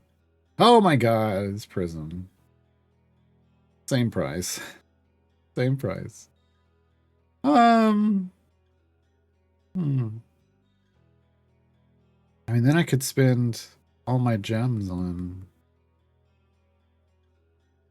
I feel like it's still. See, here's this thing because I don't want to spend any more money on this account. I don't want to spend my gems yet. I don't want to spend my gems yet. Or my platinum, I should say. I want to try to stick to gems. So we may need platinum for. There just may be a much better thing for platinum at some point. You're welcome, old German Panda.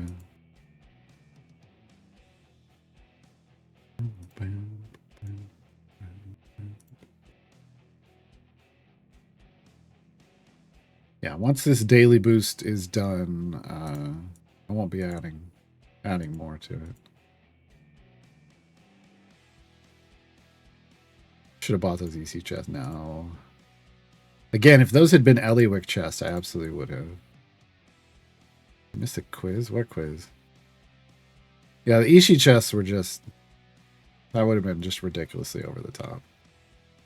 It would have ruined the whole point of this run of trying to see, like, how much power can we build from... Oh, God. From winner take all. I've got to stop insta-killing. I got to start killing stuff with Ishi. Oh, that's going to slow us down a bit, but it's worth it. Oh, the code quiz. No.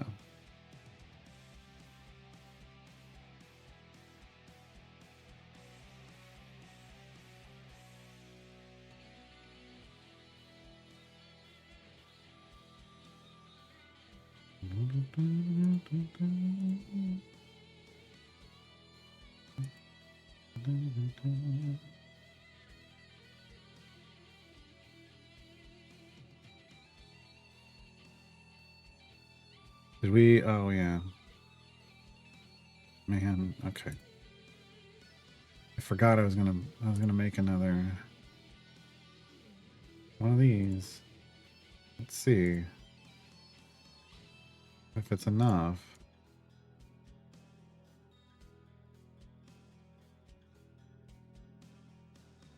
Maybe make 3 of these too.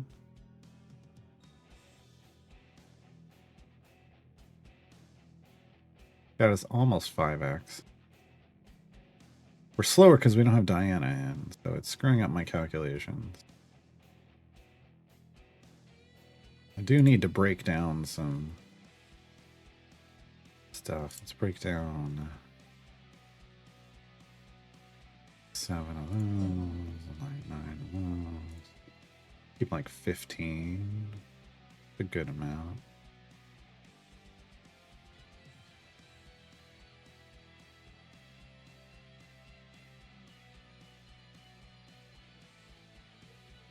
That got us good chunk of reagents.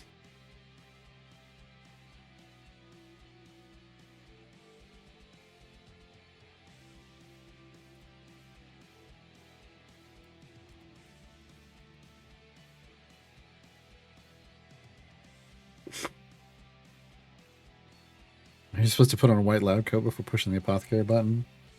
Unfortunately, that's a prop I do not have. That's a prop I do not have.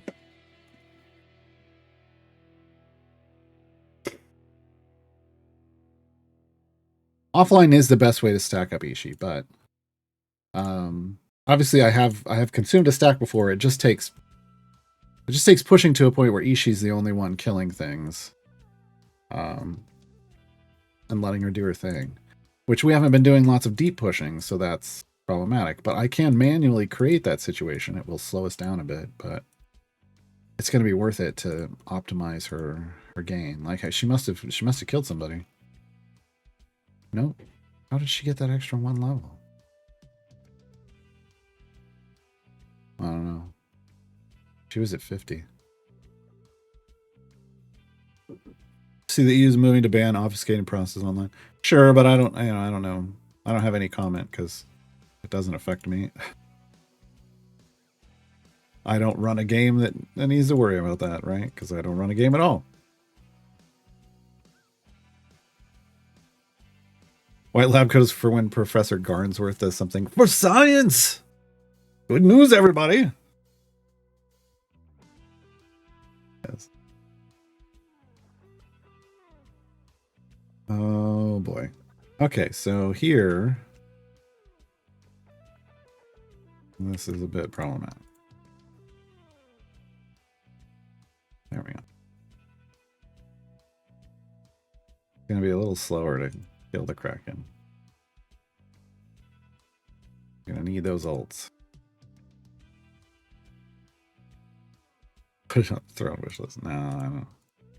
I have a lot of stuff on the throne wish list that I would rather have than a white lab coat. I'm doing a solo trial, not too much. How much blood do I need on the first day to successfully kill her? 187 on a MF and Tiamat. E187 will be fine. You don't want to be much under. You don't want to be much over. 187 is the sweet spot. That's J-Dog. Stop. 187. 187. There is a little leeway, but just target 187 and bail, and you'll be fine on day one. Set that at day one, and then don't go over it on any other day. Should be fine. Yeah, that's why I choose 187, because it's people of a certain age will understand the reference to what that number is supposed to do.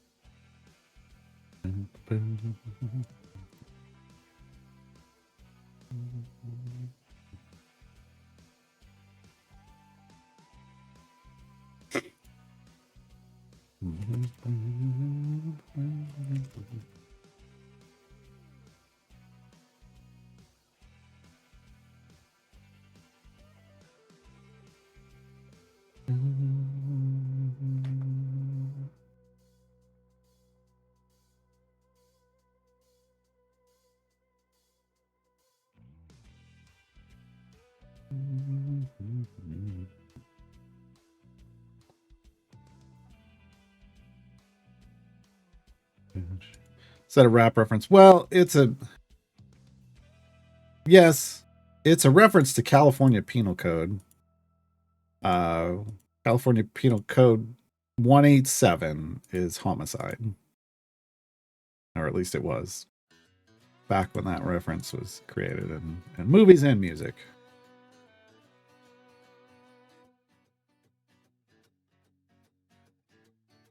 Ugh, Lurking Rider. No.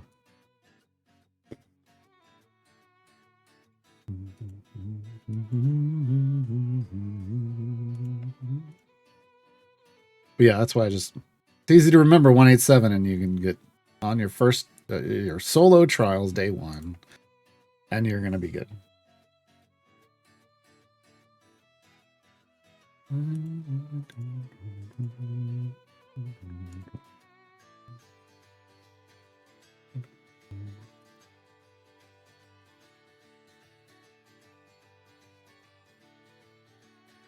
Just remember, did I go through and check all these to make sure that I had all their buffs? Oh no.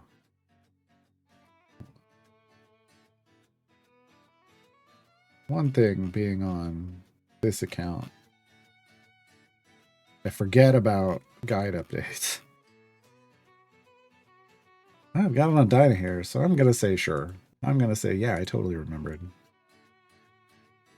I should check them all. I've got time.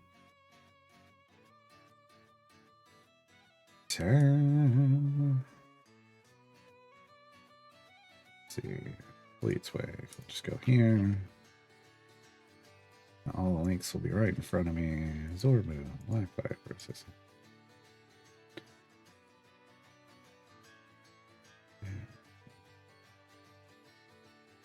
Why is Gale on there twice? That's a good question.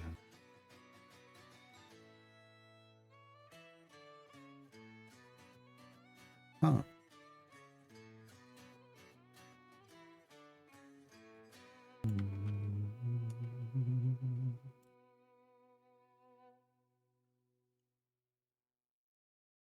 Well, he's not on there twice anymore. But now I need to open up my...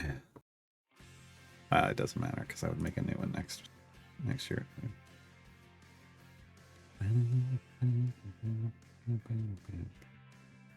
Okay, not there. Not there. I'm thinking I did. I'm thinking past me did their job. So far, so good.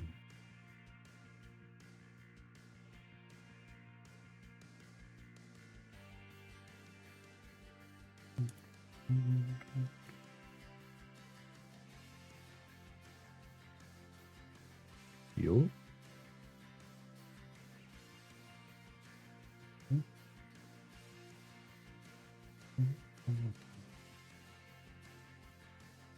Yep, okay, I did.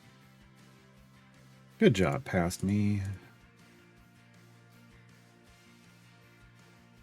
Past me also went and uploaded the full Dragon Age Veilguard playthrough to the YouTube. I just have not set it to public yet. I figure I will. Thinking I would go in and set it so it like releases one a day or something. I think there's a timer you can do for that, so it doesn't just spam everybody with them. And then I got to figure out. I think with this playthrough, last time with the free-to-play playthrough, I broke everything up into individual adventures and variants and named them all. I'm not doing that this time because there's no need for 2 sets of that. I don't feel. So I think this is just going up as the day VOD, and I will put that in, in its own folder. So the Pick3 playthrough will be a daily VOD playthrough of being able to rewatch if you missed it or want to go back and reference stuff.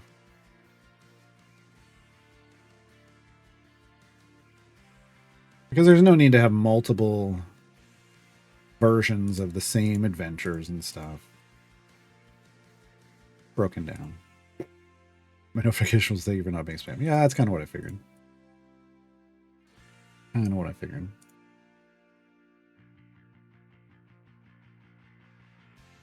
going to run out of speed potion.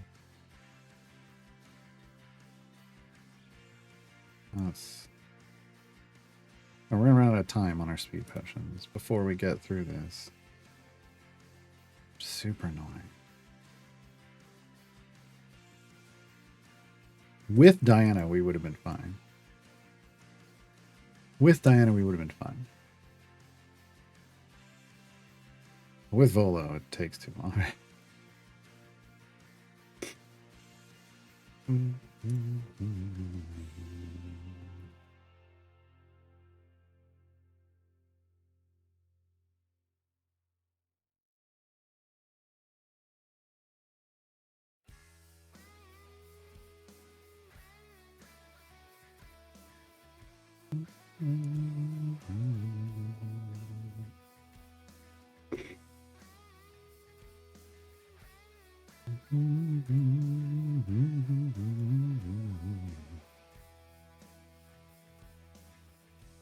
I feel like they need...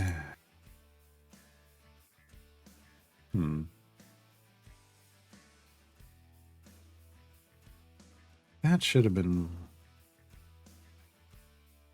I feel like they need to do the thing they've done for other champions, where if you're killing with, like, instantly killing, but the champion attacking, like if it's with click damage or with fire breath, but the champion attacking that would have killed it,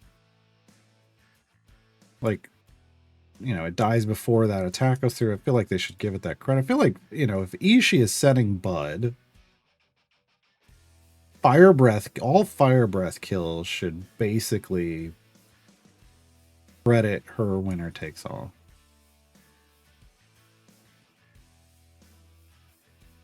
Because if she's the one creating that damage.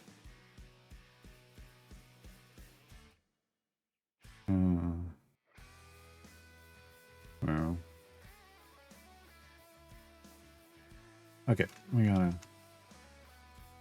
pop off here.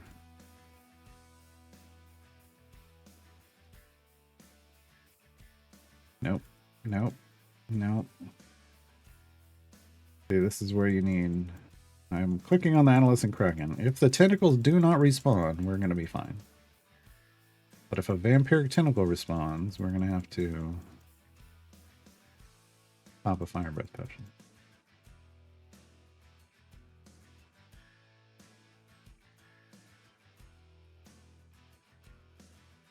Got it. But it didn't count. Oh, the bane of my existence. I'm going to do it again. I'm going to do it again.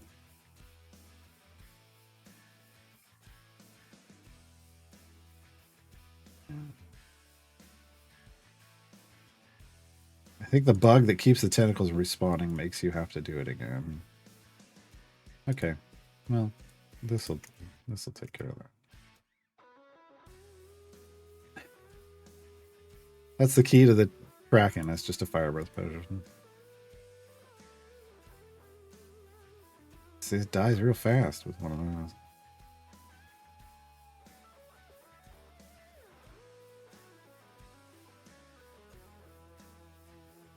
Ads on PC started after and ended before the ads on Android. I have no control over that.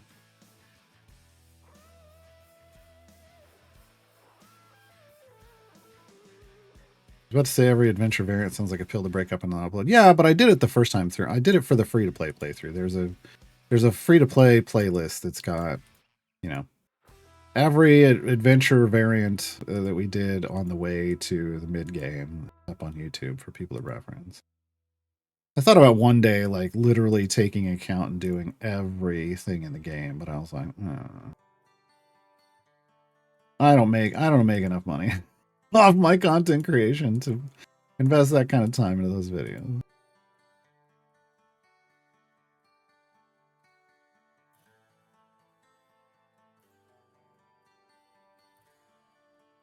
Nice, T5 Cats. Always nice when you do like a good Modron reset and start again and repipe it and end up with a much better result.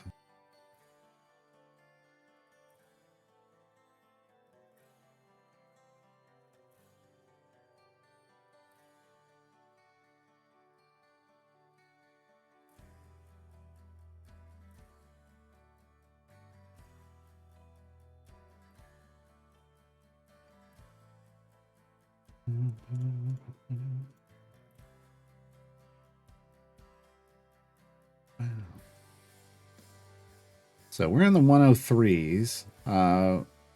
Bolos, so obviously we're well over what we needed. We need E95 to be 350. Third variant will require us to get to E122. We can't really use this as a measuring stick for that, though, because it's got different restrictions. It's got much different restrictions. And because we're going further, we're gonna have to go to 450. We may pop a purple and a blue for speed, so we really go fast. 450 is a lot to ask for basically a no speed champion run. Gonna take a while. Ishii's abilities conflict a bit. Treasure Hunter punishes... No, I think you're looking at it wrong. But where it takes all calls for highest DPS for boss kills. I mean, you have to be highest DPS. I mean, Ishii is a DPS. There's no other reason to have her in. Winner takes all, or treasure hunter punishing kills isn't. I feel like people misunderstand the purpose of abilities like that. The purpose of a winner takes all type ability is that as you start to struggle in killing things in the game rewards you more when you do kill it. And that, that burst of gold you get off that treasure hunter kill may be enough to upgrade you so that you then start killing easily again. That's the idea. It isn't meant to be something that's constantly gravitating you tons and tons of gold. That's her other gold find ability. That's let's find some treasure. That's what it does. Treasure hunter is literally about, oh, you're having a hard time. This boss, it's taking a while, like on that Kraken.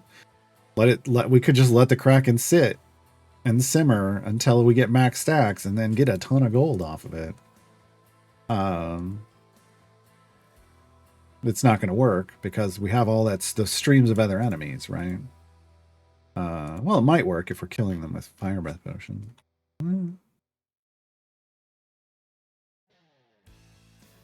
Yeah. But yeah, it's meant to just be like it's like damage abilities they're of a similar kind where until you kill something, like if you attack and don't kill something, the buff gets bigger. It's not a punishment for killing. It's an encouragement to keep at it. Yeah.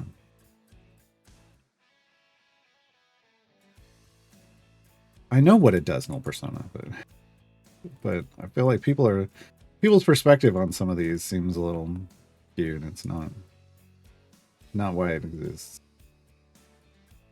It doesn't exist to just create another permanently large buff.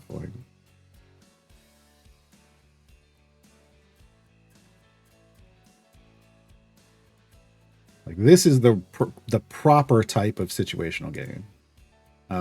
Walnut is the improper type of situational gain, where she gains her power on kills, which means the second you stop killing, she loses all of her power, and then you're done. It's horrible. It's always been horrible. They finally learned their lesson and they reversed it, so you gain power when you stop killing. And this is just another version of that. It is the proper way to do it. You don't want to gain more gold like the faster you kill. And they already have an ability that's, the base of that is already giving you just constant gold finds. So.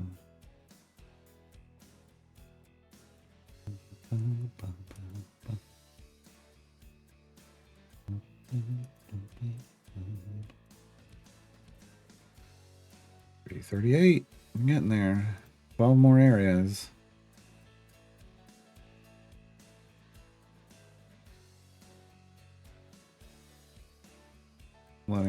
Unfortunately, letting Ishii kill everything is the downside of Ishii. Is she is a single damage attacker, so yeah. Until we get her attack speed up, our deep pushing when she's the only one killing is going to be a little rough. But at least Eliwick's not dying. She's not a tank. She should not be there. But those shields are keeping her alive.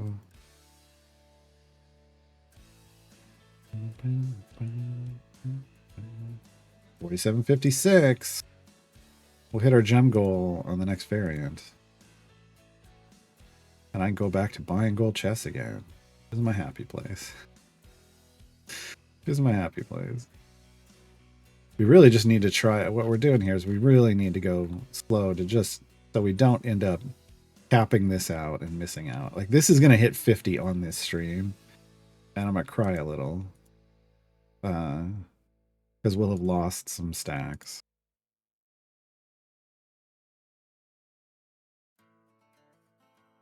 I think Ishii should be the only one who can kill this guy.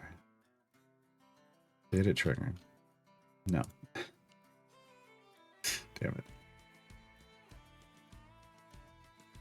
It's been so long. Is there a way in-game to highlight a certain kind of pipe? Like a left to right single. I don't know what you mean by highlight.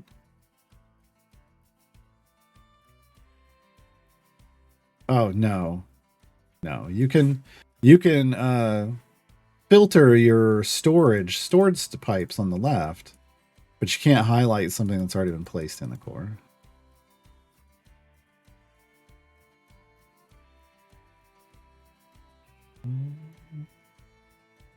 Lab seems to be killing too. She shouldn't. Oh. Yeah. Why is she doing so much damage? Yeah. She's going to kill things too, because it's only E91 health. She's doing E93 damage for some reason. Good for her, I guess.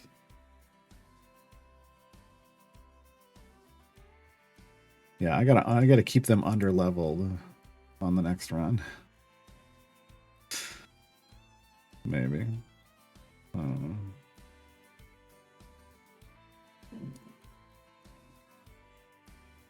Gonna go up at noon, maybe. Maybe it already went up for the day. We need to get it down to 45 or below before the end of the stream. Or else tomorrow we'll definitely overcap.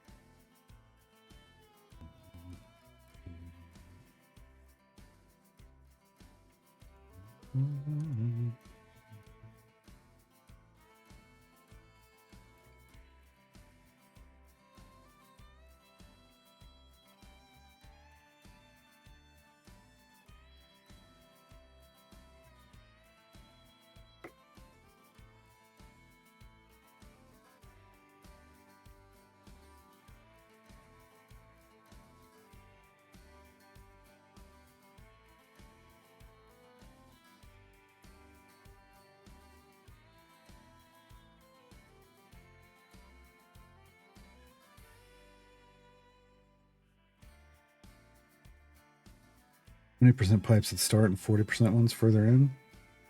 I mean, you could always just upgrade them, right? If you've got component pieces.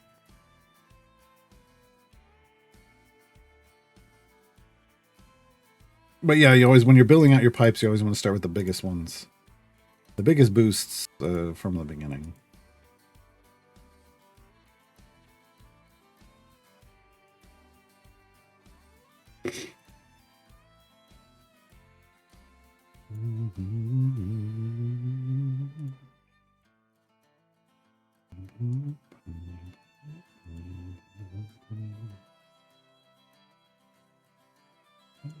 I don't know why I'm still upgrading champions when I'm like, I really should under level them.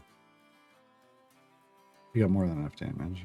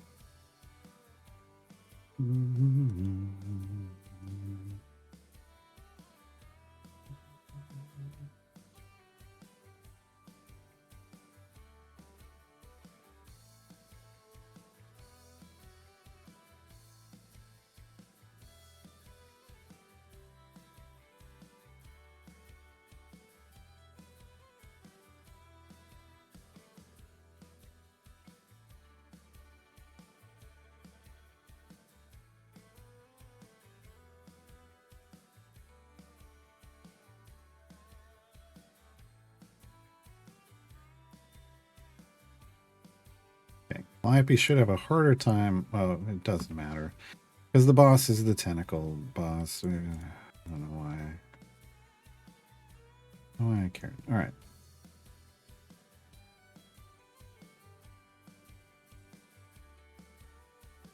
We just need to get cracking.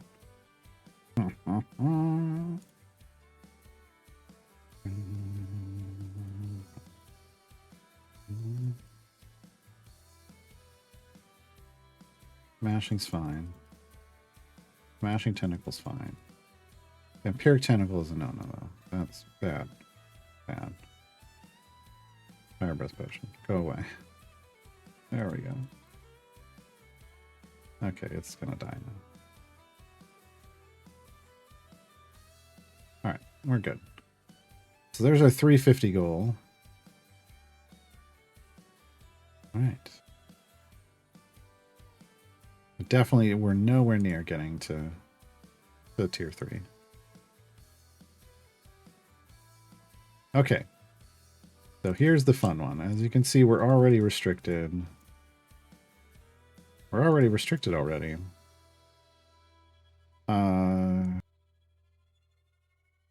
So.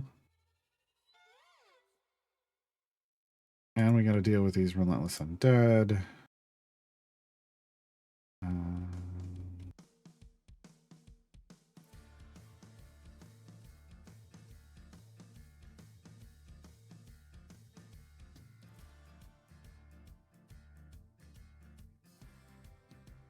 Can't use Ishii in this. Good lord. How dare they? How dare they?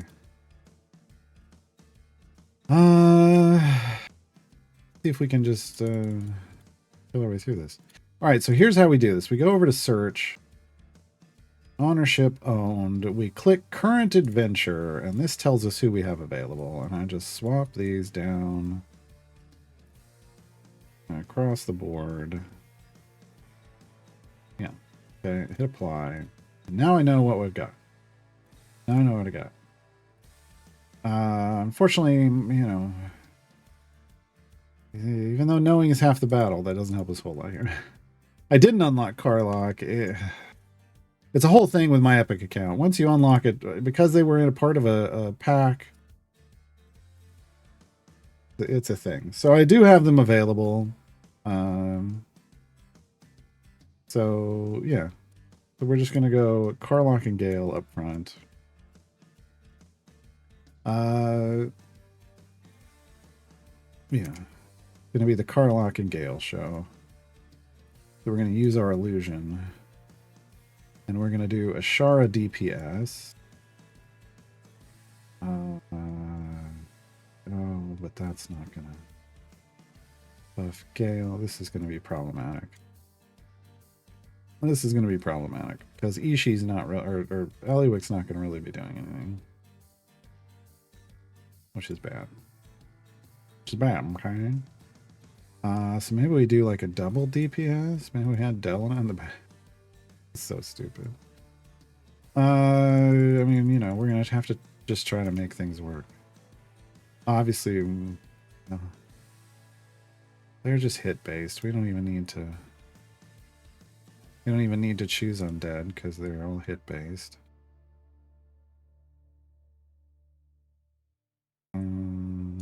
Halson.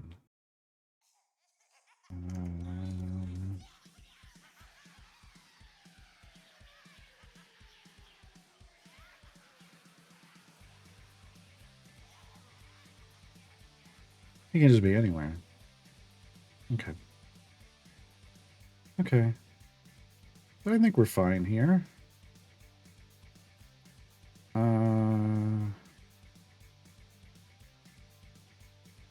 I feel like going to 450. I don't know that I really want Eliwick in the front row. Worst, yeah, I don't know. It is what it is. I mean, so Eliwick and Delana here are not doing much, but well, what they're doing is they're helping chew through Relentless Undead because they can process Relentless Undead. Okay. Do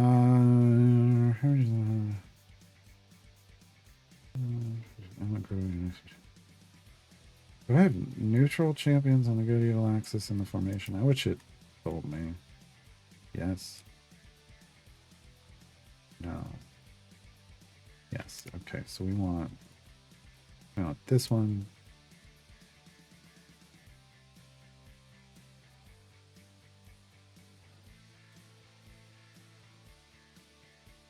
5.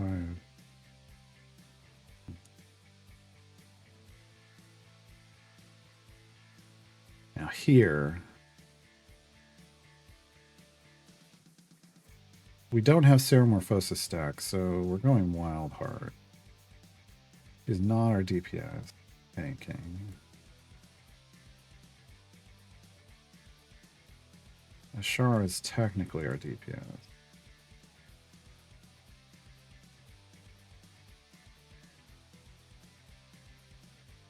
I kind of... Yeah. Oddly enough, we're going to lean into the gold find on this run. That's really all she's doing for us. And we're going to do this.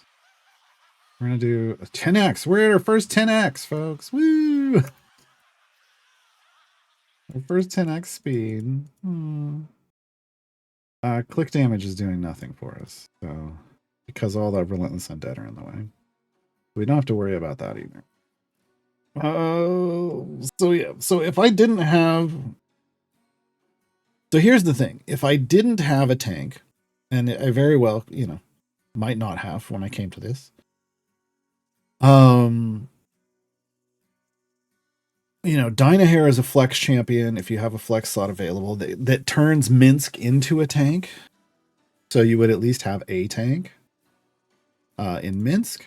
Otherwise, you set Calliope to her Song of Protection, which resets her shields every 10 seconds instead of 15, and you basically just try to shield tank every. And you might have to run potions to do so, but that would be the alternative. That would be the alternative.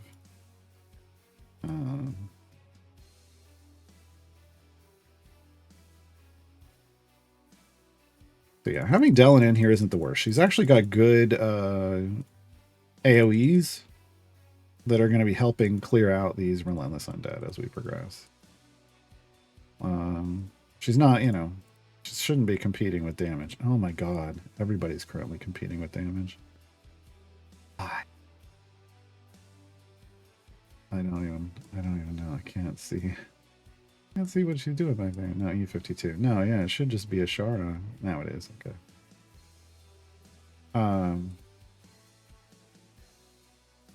But yeah, we'll take even seat fillers, right, for this because Relentless Undead are hit based. So anybody can take a segment off. So having seat fillers in is helpful. Like getting them off the field. And they're not, you know, they shouldn't be alive very long in these scenarios. The challenge is going to be, you know, when they're joined with lots of other enemies. And click damage and fire breath potions also are going to be, you know, difficult to use. Oh, stick close to Mama K. Defeat 10,000 enemies with Karlach having at least 20 rage stacks. Did we defeat 10,000 enemies already? That's not possible. That seems bugged. I don't even know that we defeated 1,000. I mean, I'll take it. But... that one's bugged. That one's bugged.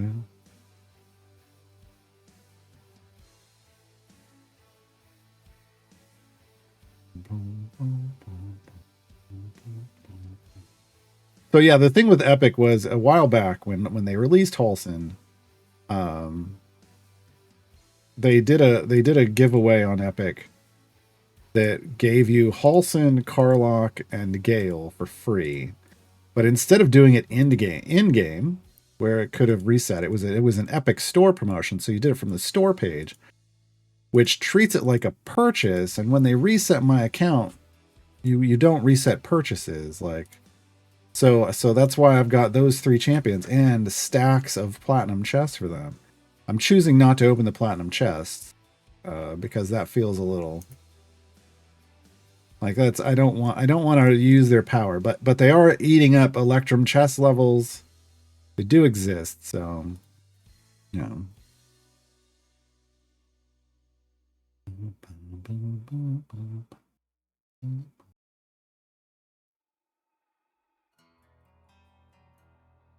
He's terrible backup tank when Isle isn't available. That would replace Elowick. Well, he's not even available here, so. Delana burnt a boss to death. Yeah, I mean, if she was going to do it to any boss, it would be the Kraken. Her dot damage is garbage, but it's hit-based. So, we'll take it. Is there an in-game undo button for when it lags and drops something where it shouldn't go? No. Yeah, placing pipes now. There's. I wish. Might have been making progress on that achievement recently. No, because I hadn't used her at all yet. This is the first time I've used Carlock, and Halson. I used Gale. That's it. How do you reset an account? I ask Sean politely once a year to reset my Epic account. He goes, "Yeah, okay. Which one is it again?" And then I sweat until I make sure he didn't actually reset the Steam account, which would be, and that would be interesting.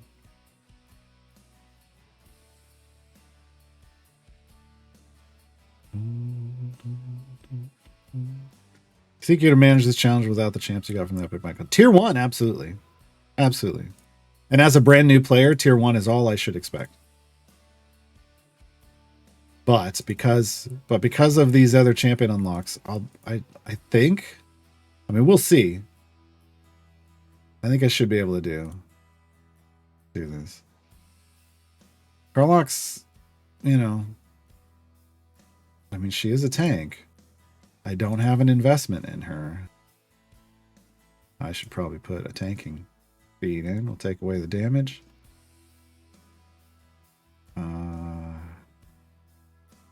Oh, hell yeah. Actually. Yeah. Why not? That was part of the pack too, I think. So, you know. But Tier 1, yeah, I don't think there's any issue. I don't think there's any issue at all in Tier 1, even if I didn't have a tank. Again, you've got Calliope shielding, and you've got Celeste healing. And if you put Calliope on Song of Protection, I know it doesn't seem like much, but normally the shields go out once every 15 seconds, so 4 times a minute. But if you put her in her right-hand spec, they go out 6 times a minute. And that matters when you're using when you're shield tanking.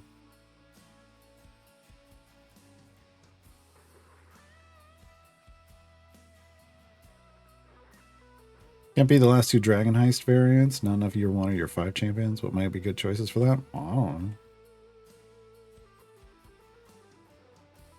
I mean, main DPS is almost certainly Dark Urge. I mean, I feel like it's, you do what you want to do. But I don't know. I don't have any way to even. Oh, I guess. Okay, hold on. Is there a year filter in here?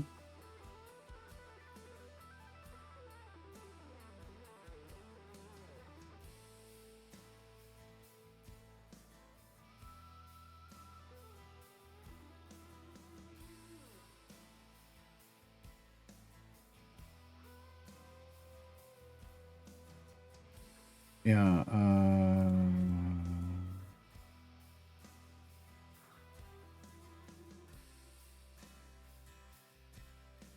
There isn't an easy way, I don't think, for me to tell what year in game, what year champions are.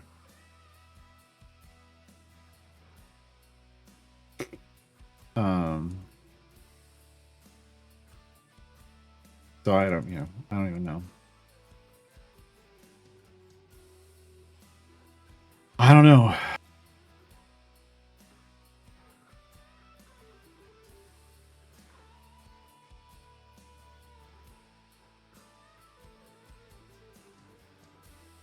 I don't even have a guide that lists them. My champion page used to be sorted by year, but people wanted it sorted alphabetically.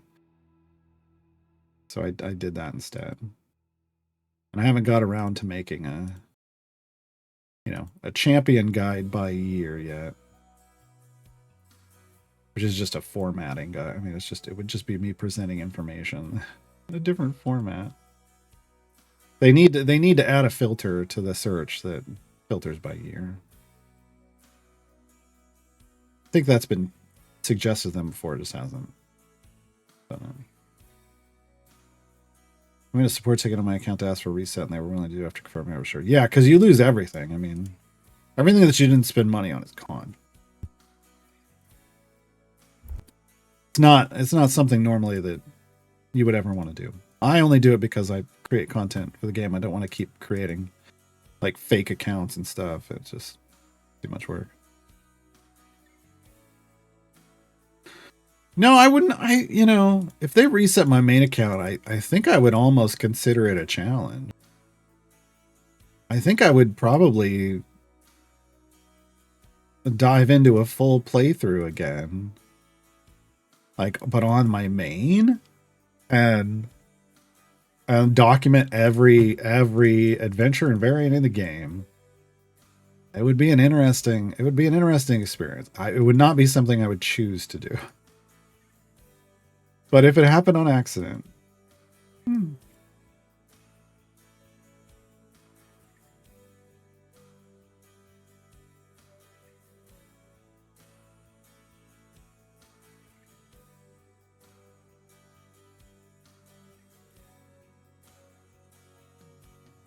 Sergeant Knox, yeah. Sergeant Knox is different from Commodore Crux.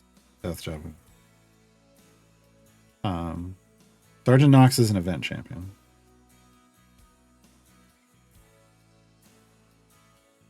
Yeah.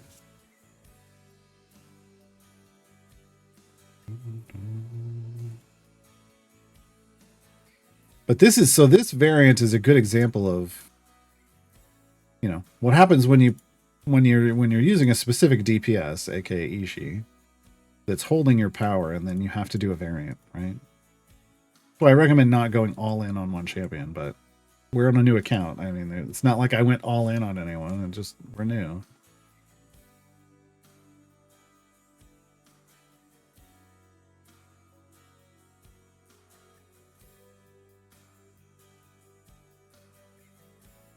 Actually, I want to change this. Get rid of this.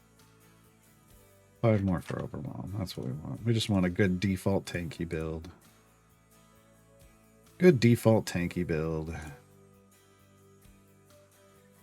And the damage that we're looking for, to be clear, because we have to clear 450, the damage that we're looking for down here in our butt indicator from Ashara is going to be E122. We're at E75, roughly. We need to find about another E50 more damage.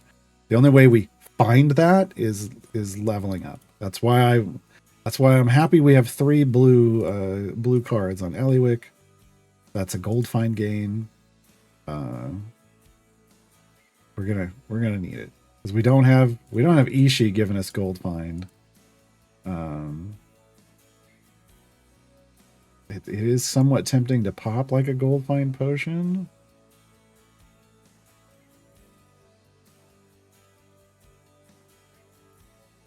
We don't really need it right now, though. So if we get to area 400 and we need more gold, I will pop it then.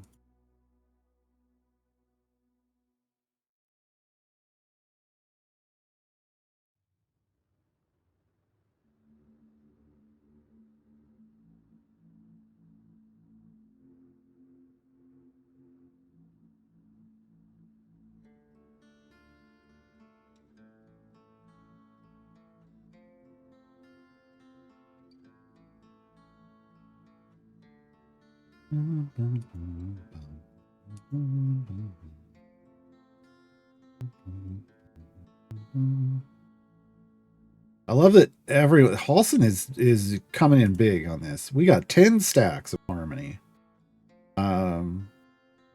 Without even trying to build around it. We just chose the spec choice that included neutral, and we got 10 stacks.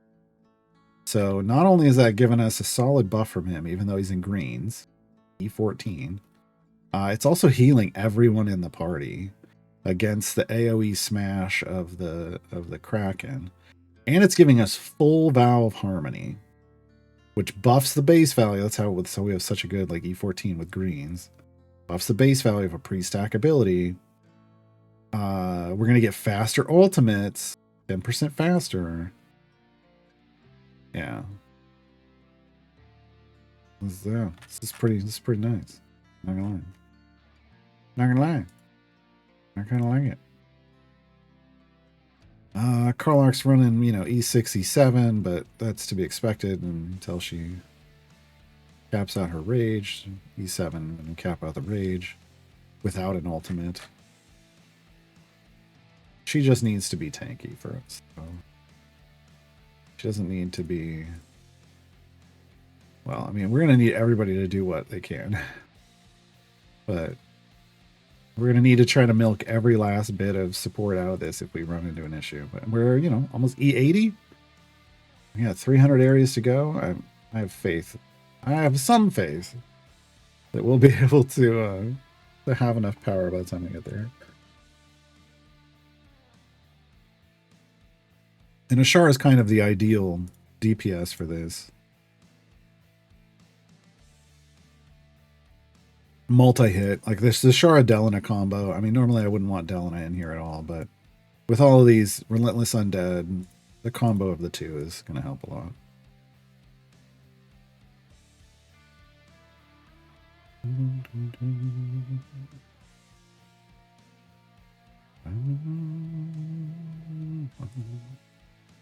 What are you... I don't know why you're naming champions. I don't know what that comment has to do with anything, Jada. Okay, do we have 5,000 gems yet? We do! It's time for a gelatinous cube. Gelatinous cube. Alright, let's get him out in the party. Boom! Now we've got insta-kill distractions. That's just more gold. More passive gold gain.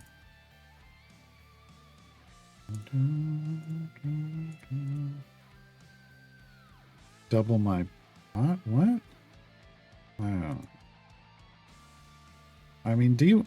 are you trying to talk about bonds or something? Because that doesn't mean anything if we can't use someone. Literally unavailable.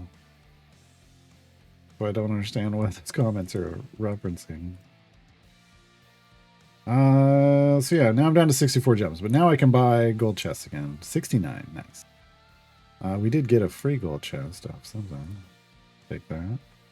And actually, I'm going to go ahead and open these Volas. Because we're going to need all of the gear we could get on him to beat this. There's Guide to Monsters. Really want the epic. Give me the right epic. That's not the one we wanted. Not the one we wanted. We wanted Vola's Guide to Monsters, I think. Pretty sure. Pretty sure. Oh well.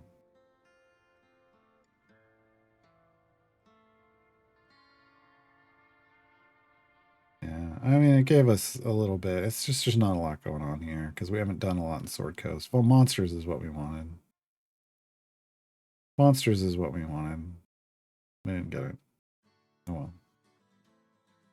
Oh well. I blame J-Dog. I blame J-Dog.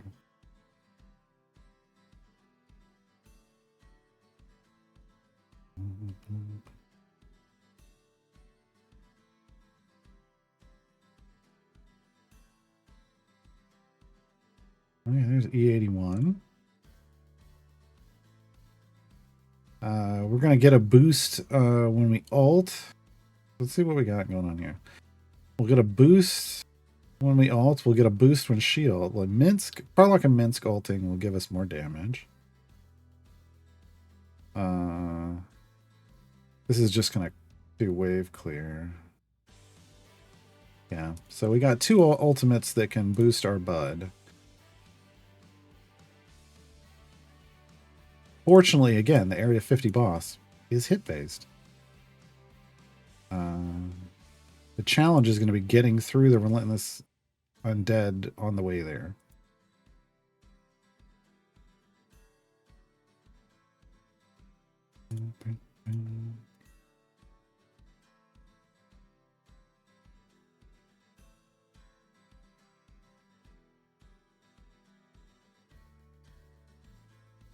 We don't have to deal with Relentless Undead on boss levels, which is hashtag blessed.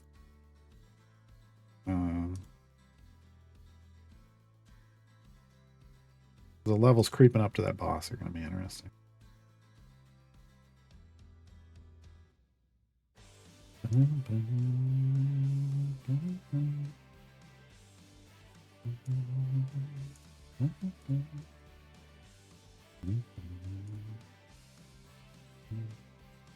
What else can we do while we're grinding here? I don't even really have I have these contracts to spend, but I'm kind of not wanting to spend them. This is going on Diana. Hey, we got a level on the one. Oh, time gate piece dropped. Oh no. Time gate piece dropped. Not where I wanted to go. It's not where. Go back to the right. Mert, welcome to the party. All right. We've been murdered. We've been murdered. Murdered death kill. So now we're on our way to 30 champions unlocked. We're nowhere near Waterdeep.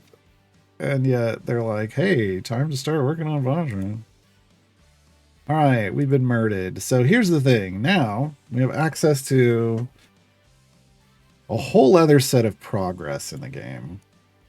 That's what these are. Patrons are basically a delivery system for power. They require, an investment. So I had to invest just to unlock them.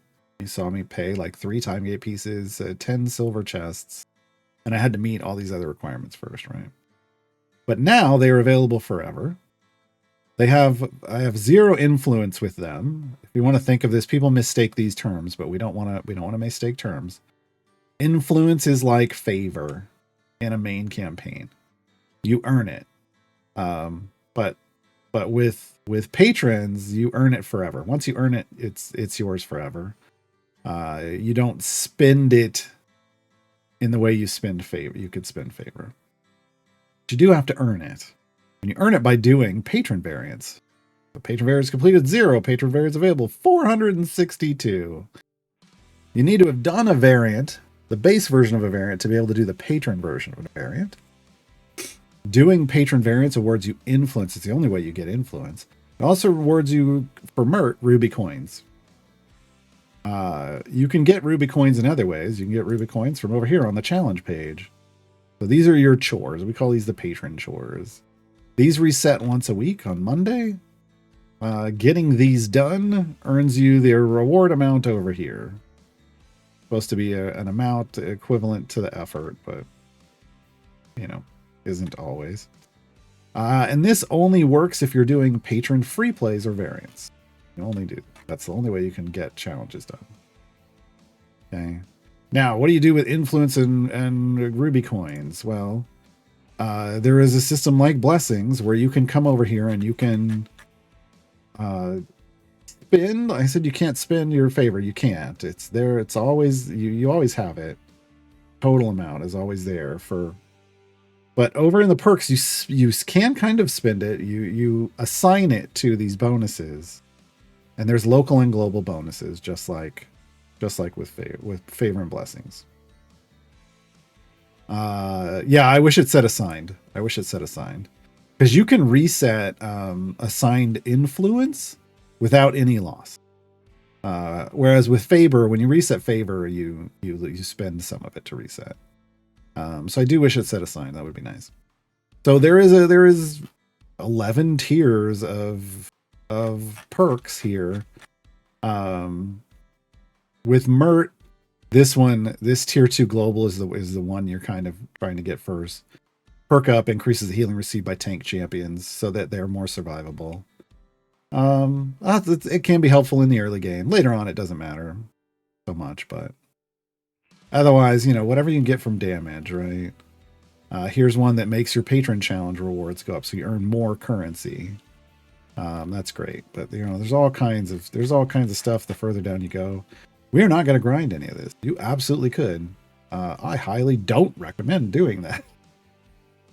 We'll dig into this after we finish the event. I mean, it makes sense to then take a look at this after we finish the event, maybe. So the other thing here is the shop. There's all kinds of shinies. You spend your coinage at the shop. You have patron chests that drop gear for every champion that gets gear that qualifies to do Mert stuff. Mert's qualifications are good or evil only. You don't want this. You don't want to buy these at the beginning. You might get some as rewards. It's fine to open them as rewards, but don't spend your currency on this early on. There's a cash starter pack or a platinum starter pack, a platinum Zorbu skin. Scroll down below that. Time gate piece. This is why you want to race to Mert. Once a week, remaining purchases this week, once a week, you can buy a time gate piece. And that's from Mert, but you'll be able to do it from every patron. This is key where we are now, because right now we're getting 2 time gate pieces off our boss kill every 5 days because of the turn back time global, the tier 5 global we got from Tomb of Annihilation. That gets us 2 every 5 days automatically. This is an extra one, which means we can get 3 a week, which means we can start unlocking flex tiers, like flex champions, in the event. Starting with the next event. Because while I can earn this one this week, I only have 1 sitting here, so I don't have enough to do in Fleet's Wake. But for Festival of Fools, we'll be able to flex more champions, which is fantastic, right? That's the big purchase. That's what we want. We're going to need to go get some influence. We're going to need to do some variants just to get this much influence. 2.5 EO4, that's 25,000 influence. That should earn us more than 2,500 gems. This is all we're going to be spending on right now. Stay away from all the potions. There is a missing reward here. Weekly purchase. Once we split the party, there will be a Modron component chest that takes a lot of influence to access. It will be the only other thing you buy every week. This is like rent and groceries, right? Time gate piece, Modron component chest every week for patron chests, and buy nothing else. There are permanent unlocks down here. Let me level up our champions so we make sure that we're not having any issues progressing while I'm talking about this. There are permanent unlocks. Again, I recommend not worrying about those early on. You're gonna come into buckets of currency and influence later, huge buckets of currency and influence later. You can worry about that stuff then. Here's a strength feat for Brunor. Here's a potion of polish. That's nice. A blessed feat for Keelik. This is a skin for Dritz. This is a feat for Spurt. This is a feat for Jarlaxle, 50% gold find. Normally I like that, but right now it doesn't matter because of Ishii. Here's what you're going to want to work towards, though, once you get to the point where you're getting, buckets of influence. Here's a familiar, Golden Flame Skull. Every patron has a familiar. Here's a Warden skin, and if you don't have Warden, this will unlock Warden as well. So this is another way you can pick up a champion. Instead of getting them in an event or a time gate, you can get... There are some patrons that you can unlock this way. We got a Celeste feat. We got a Prawn feat. Take me a second. Here's an Olcoria Golden Epic. She's an evergreen we're going to unlock later. And here's the round down feat that we were talking about earlier for Briv. You actually have to get E12 influence. Like I said, there's an investment to get it, but this will always round down to the nearest whole number. Briv's a jump. So if we were going to start chasing Briv, like trying to get his Briv gem farming, we would want to invest and try to get the E12 to get this, but I don't know that you can do that first. It's really kind of made for the 7 and the 8 jump crowd and beyond. But man, I think they put it in the wrong place, because you really need it for 2 and 3 jump as well, or you'd like it at least for 2 and 3 jump. I just don't know that it's possible to get that much that early. I don't know, it depends. So at the moment, yay, we unlocked Mert. We're not doing anything about it. We did get some guide and collection quest done. See, it gives us a golden Mert patron chest. And honestly, I don't recommend buying these. And the reason I don't recommend buying them is this is gonna unlock gear for everyone that qualifies for Mert, which includes all your core and evergreen champions. And it is harder to get the currency to buy these than it is to just get gems to buy regular gold chests. So that's why our goal up there is core evergreen epics needed 74. Once you get your core and evergreens full epic, then, you know, anytime one of these drops an epic, it's going to drop it for an event champion, which is what you want, right? Because we got this for free, I'm just going to pop it. Wait, Nature's Revival for Carla, or for Halson. Cool. I don't mind spending. I don't mind opening them if we're getting them out of those quests. I don't recommend spending your patron currency on anything other than time gate pieces and motor on component chests until you start getting buckets of it. And then even when you do spend, you're going to want to always keep the 7,500 for the next week, you know, for the Monday to get your time gate piece and your motor on component chest again.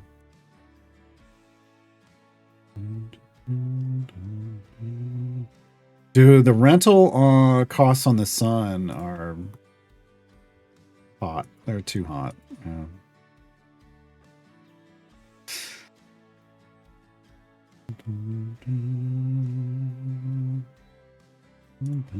Mostly a matter of deep roster and legendaries, not item levels. I don't know what.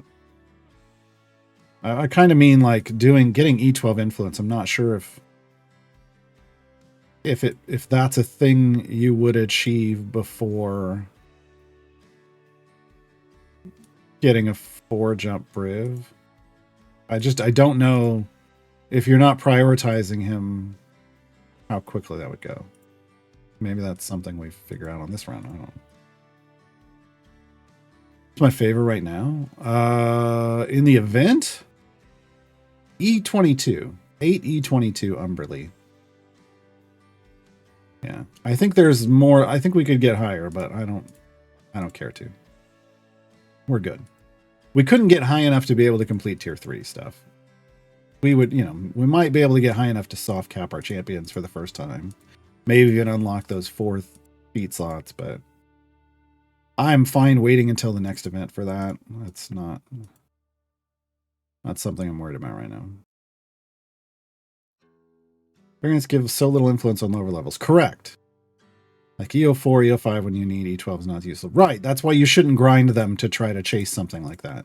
There are higher area goal variants that are going to give you so much more.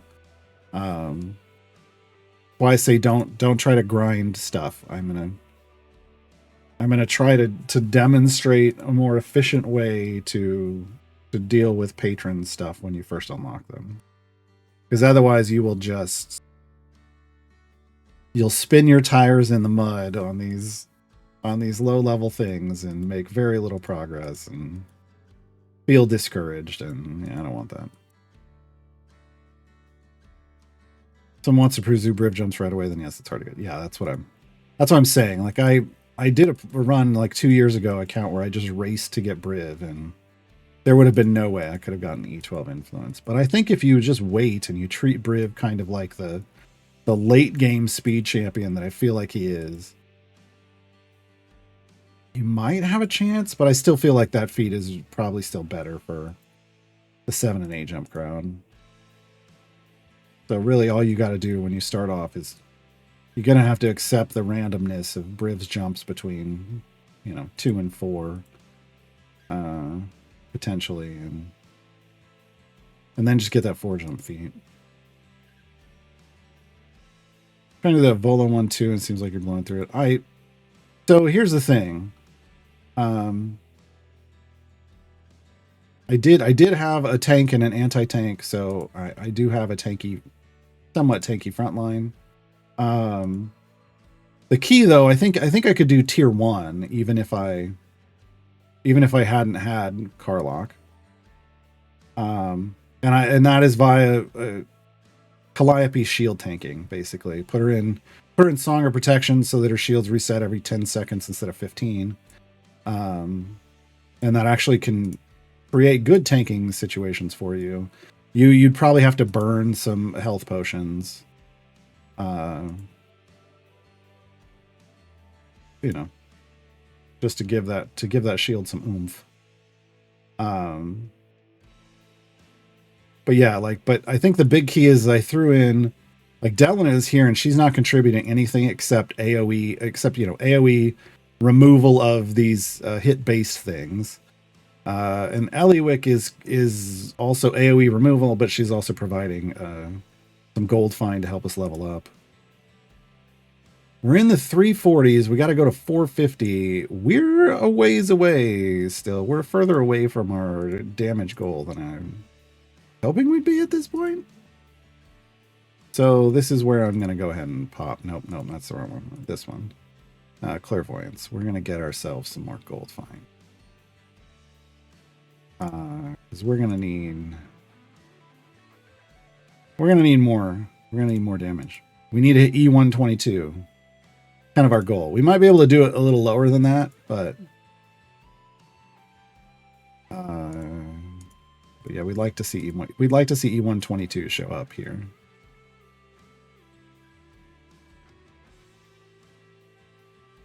But yeah, I've got a bunch of speed going on here, helping us go through this quickly. But then also, Ashara DPS is multi-hit to help get rid of these quickly, and then Delana has multi-hit, like a couple multi-hits in her rotation of her base attack.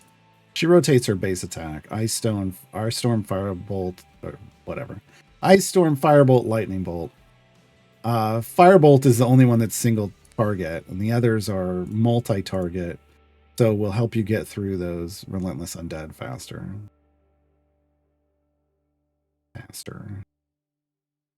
Come on. Die. There we go.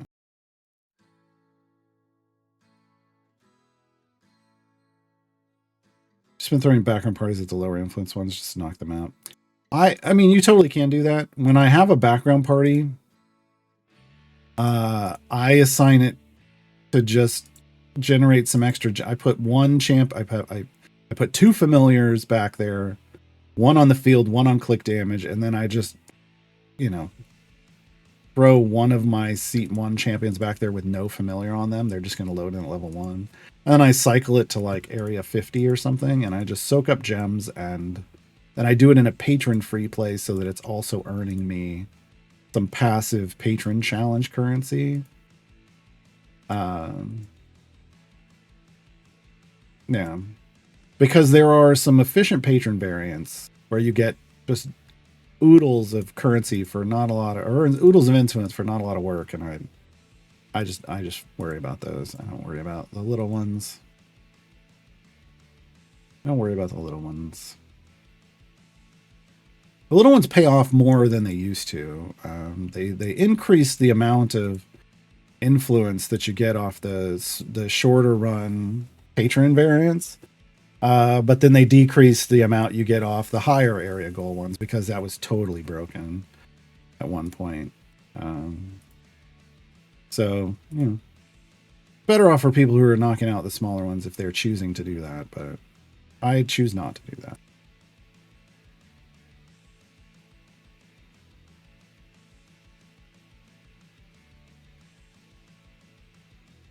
I am going to need to efficiently upgrade. I feel like from this point on, I got to spend our currency where it matters, and unfortunately, there are some upgrades we're not going to care about for a little while. We need to get more damage. So I'm going to stop leveling up Delana. I'm going to focus on Ashara and group upgrades. Do potions work in the background? Yes. I don't. Until you're generating tons of potions, like I do on my main account, I don't recommend spending them in background parties. I just can't in good conscience say, hey, use them over there. But you make your own decisions. Do whatever you want. If you find you have lots of extras of some and you're like, no, sure. But for the most part, I feel like you're doing stuff in background parties and you're going to switch over and, finish them actively instead of just, burning lots of potions without watching. I could be wrong. Background parties are also nice for beating variants that don't allow any speed champions. Sure. You don't have to sit and wait for them. Yeah. I mean, sure. There are also a couple of variants in the game that have some painful restrictions that don't turn on when they're done in the background. So Zapper Overload is one when you're in Baldur's Gate, Descent into Avernus, that people like to set up at the beginning and then park in a background party or just turn the client off and come back to it a few hours later and see if they finished. Yeah. I don't have a list of those, but yeah. It is the last time we played through Zapper. I was told Zapper still didn't trigger in the background. I play it actively on stream, but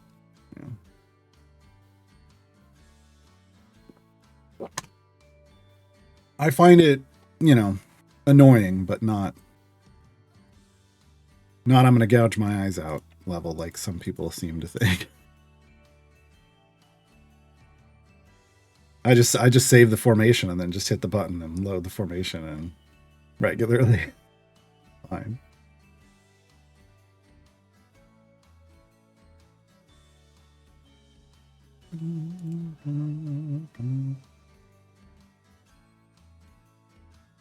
So we're doing okay so far. Tanking wise, I feel like Carlock's doing great. Damage wise, we're still a ways off our goal, which is worrisome. Oh my god, speaking of, what just happened? Okay. I spoke too soon. I got health isn't until 1180 for Carlock.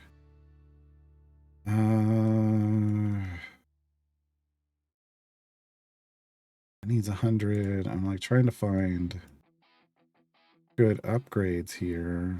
That needs 100. Crusader's Mail. Here's some damage isn't our problem though. I don't know why.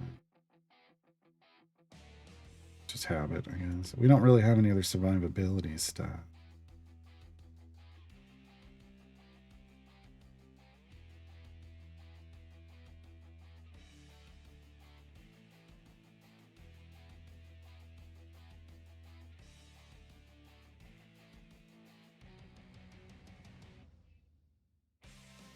Matter.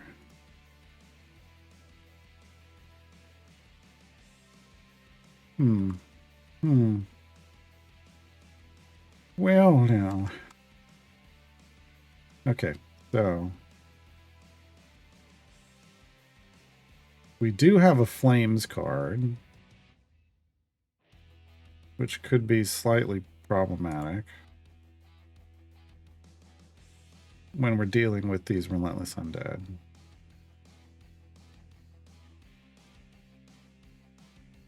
I mean, keeping an eye on her health to shield and heal just going to be the goal here. I do have her Overwhelm perk on. I do.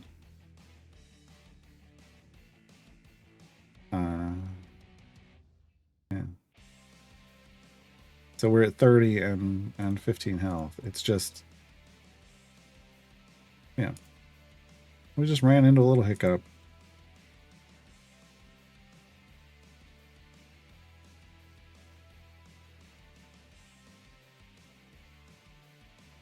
We are going to run into it. Yeah. Yeah. Oh, God. I mean, that was an insta-kill. That doesn't even... They went from full to nothing. I don't understand what happened there. I was watching. That didn't make any sense.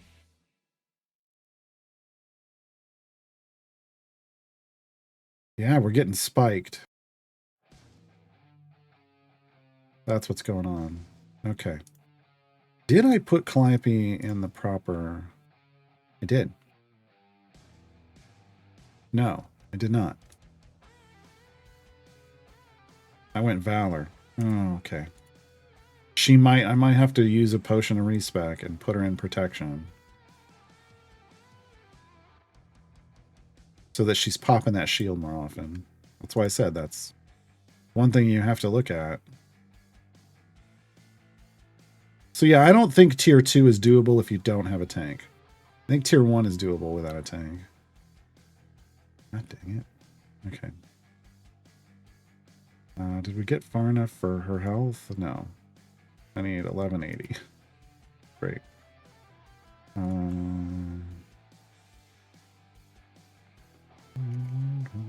we having... Oh. We're also just having general damage issues. General damage, sir!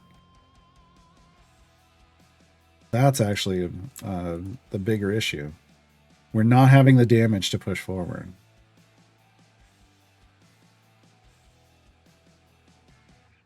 Yeah, we just didn't... We didn't get there. Like I was hoping we would. Let's just throw all these on. See. Can we...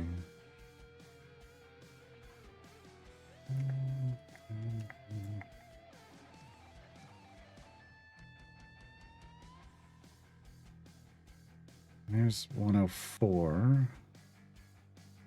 We need more gold. Yeah, 60 more areas is going to be rough. I have not ulted Carlock yet, which is another way we can generate some more power.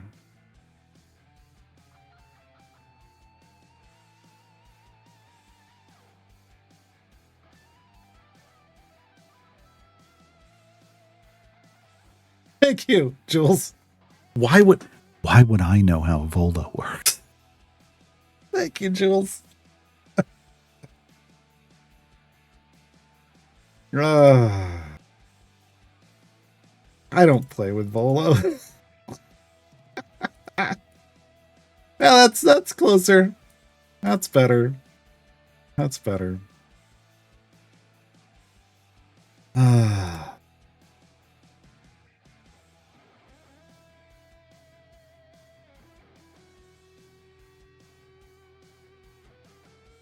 So we need 110 here. 70 here. 100 here to get our next upgrade. 80 on Carlock, and that's gonna be a good one. Good chunk more health. 20 on, oh yeah, we can do Calliopes. 65 for favored foe, sure. Polo needs 110. Alex probably ignorable. Yeah. It's all powerful following. Which doesn't do anything for us. Which doesn't do anything for us. There's nothing I could do about Eliwick. Yeah. Eliwick's just... I could put... Here's the thing. I could put Eliwick up in the tank line and swap... Gale, put Gale next to Ashara and move Halson back, but I feel like that's less survivable. It would get us the damage we need. So it is something that's on my radar. But yeah, not the greatest. Not the greatest detective agency. There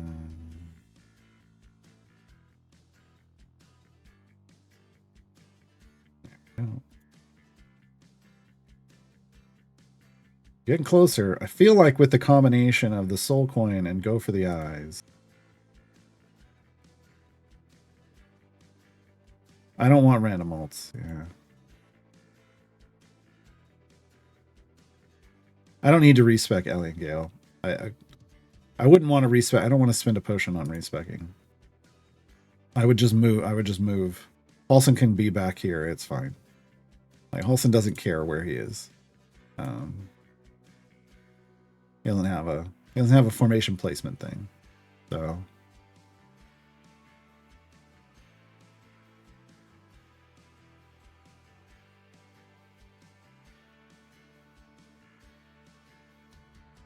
but yeah, if we were running out of damage for some reason, there is, we have some crowd control we could use to try to swap Eliwick and make it work. There's the health for Karlach, and we get another feat slot. Fantastic. Theory of awareness. Yeah.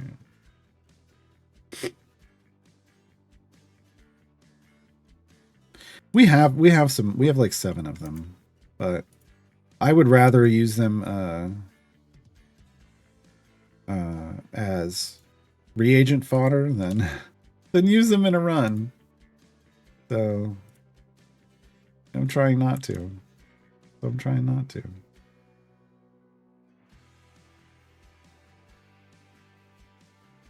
Mm-hmm.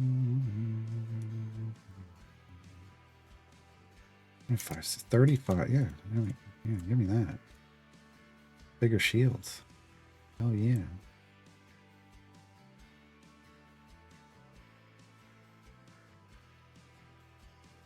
Okay. Yeah, no, we got this. We got this. Once I learned how to use Volo, we got this.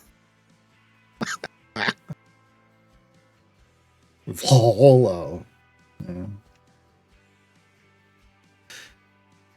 I don't have split the party done, but yeah, if I had done split the party, we could do the swap and respec. I don't. As you can see, there's no swippy swappy button here or here or here or here. So.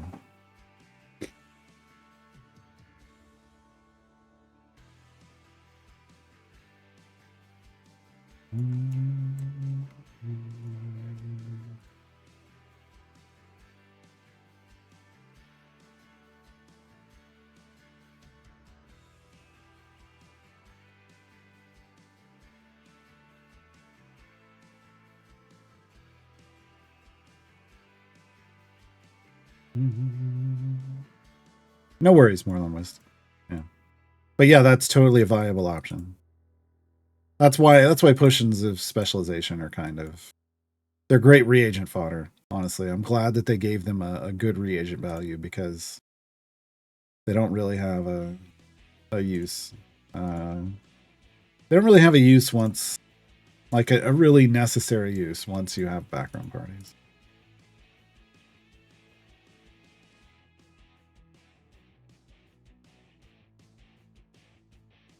Yeah, we got this. We got this. We got this in the bag.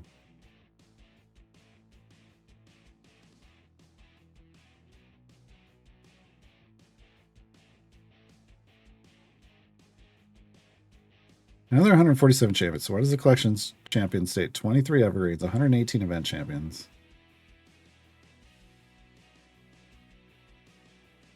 What are the 6 others? That's a good question. Renzo thanks. I feel like their numbers are wrong.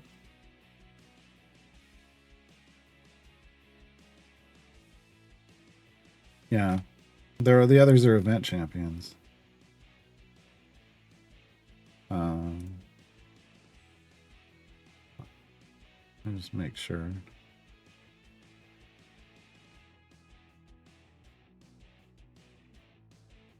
So yeah, there's 124 event champions, so they've got their numbers wrong. Isn't thank you for 9 months with Prime. Renzo thanks his sidekick. Moreland West, thank you for 3 months with Prime. All the months with Prime, we appreciate. There we go. Here we go. Die, die, die, die. Boom. Got it. We're done. There we do. There's 2 tiers for Volo. That hack. That hack. Boom. So we're green on Volo. We're green on Sheila. We gotta get green on Solak. We gotta get green on Solak. So on the wings of dragons. On the wings of dragons. This.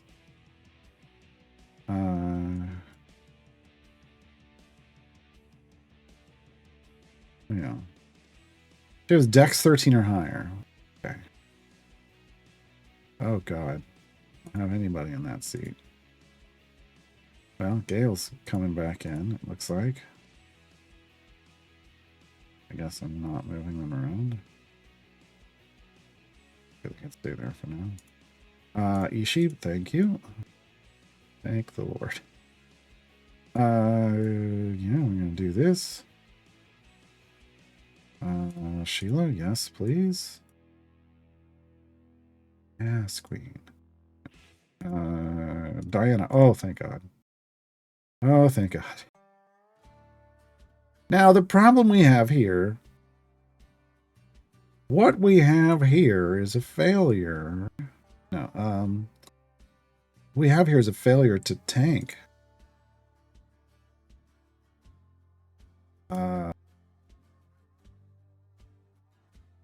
And we got to put Jamila in?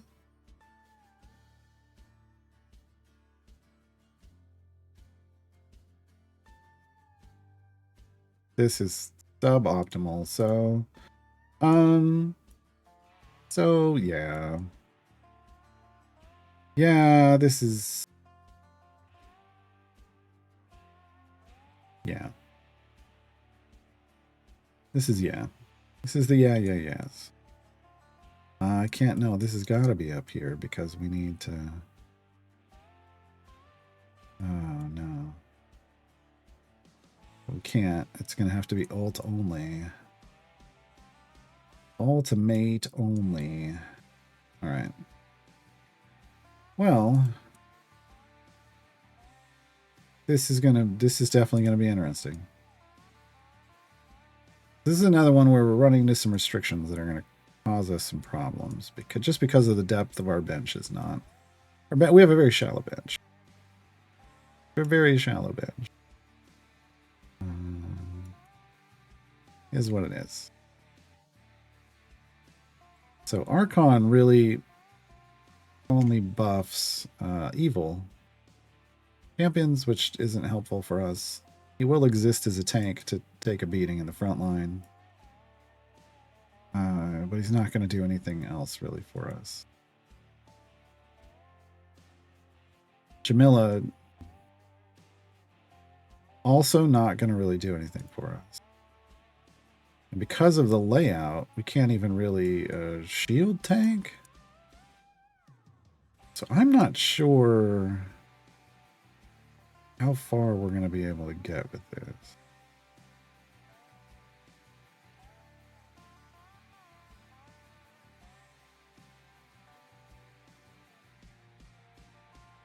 Yeah.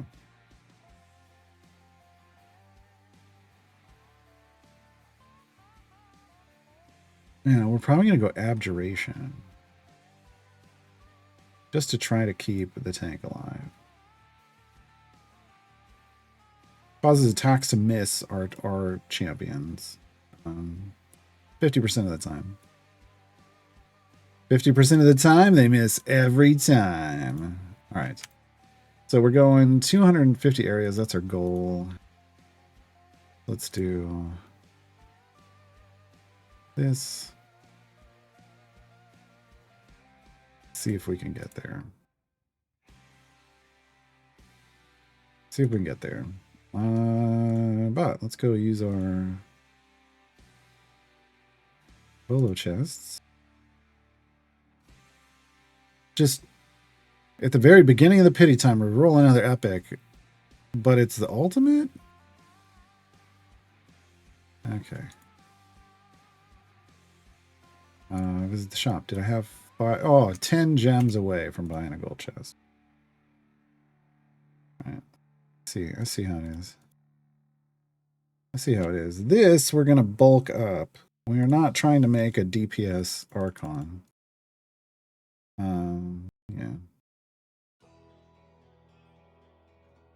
I'm not trying to make a DPS Archon. You know what? I'm going to go ahead and throw her just because.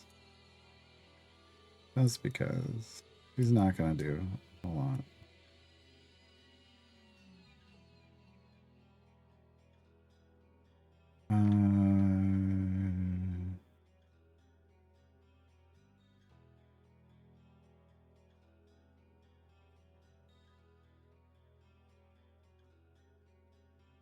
No.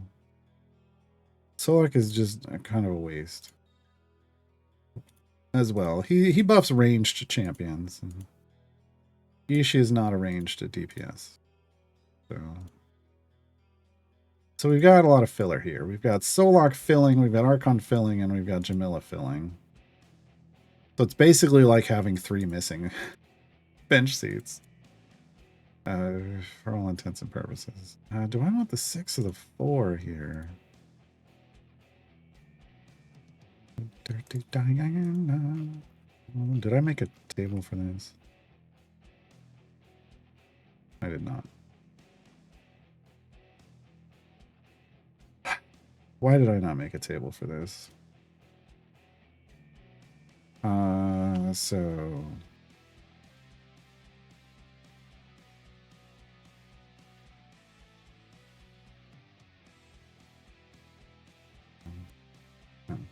No. 201 versus...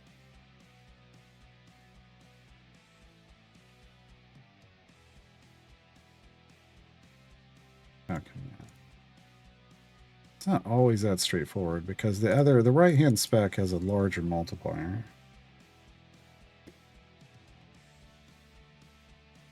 But I guess it's, if it's 6 and 4, you're 6 to the left, 4 to the right, it's always going to, you can pick 6 to the left. If it's 5 and 5, you want to pick the one to the right. And if it's anything more, if it's always more to the right, you pick the one to the right.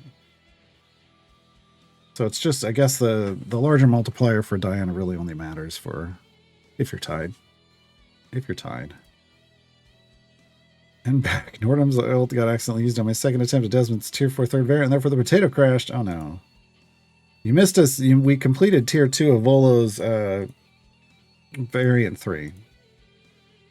And it was mainly, I was real worried because we were like E20 off on damage, but it was just because I had Volo in the wrong place. And he wasn't buffing. Because why would I know how to use Volo? I wouldn't. I wouldn't know how to use Volo.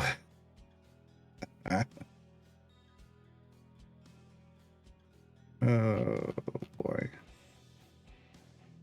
That is funny though. It does make sense that I almost failed because I didn't know how to use Volo.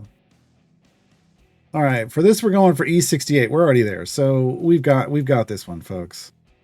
We've got tier 2 for variant 1 in the bag. We're already at the damage we wanted. Honestly, I mean, we'll keep an eye on it because I mean, if with this real bad setup, we can get this one done, maybe the others aren't going to be that bad. The second variant, we can use anybody we want, but our attacks get slowed down, so we're going to need to use Fire Breath Potions to move through quicker. Third variant, we lose 3 spots in the formation. Oh, no. So... we're going to need to take a real good look at where our damage comes out because we're going to have 3 escorts for the final one. And the idea is that you would use his ability that works with escorts to buff you, but he only buffs ranged champions. And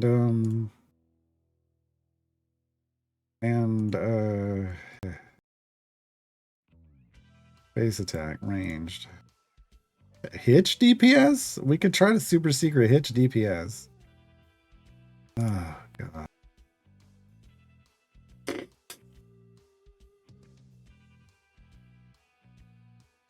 I can't figure out the math on some of this stuff. Like Will, I just had to try the different versions until I'd figured out 20 familiars or so is better than the others.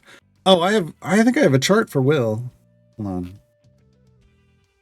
I tried to start going through and putting charts for this stuff. I do have a chart for Will.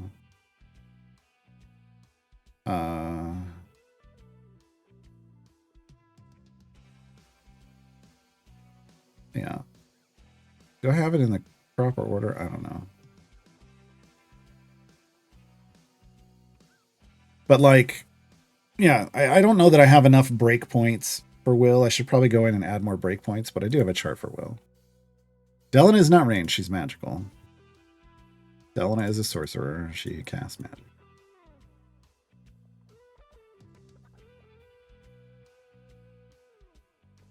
Yeah, I must have read Vola's Guide to Vola, and I thought he just buffed everywhere. Add me to your party, and it will be better. And that was all he said. That was all he said. But that was, you know, lacking in actual information. She casts magic at range. Unfair. Oh. So here's the thing. Yeah, I mean, there is a difference between ranged and magical damage. However, when it comes to your side of things, however, when it comes to enemies using it against you, you get the benefit of like deflect missile works on both ranged and magical. So, you know, it shouldn't. It should only work on ranged, but enjoy.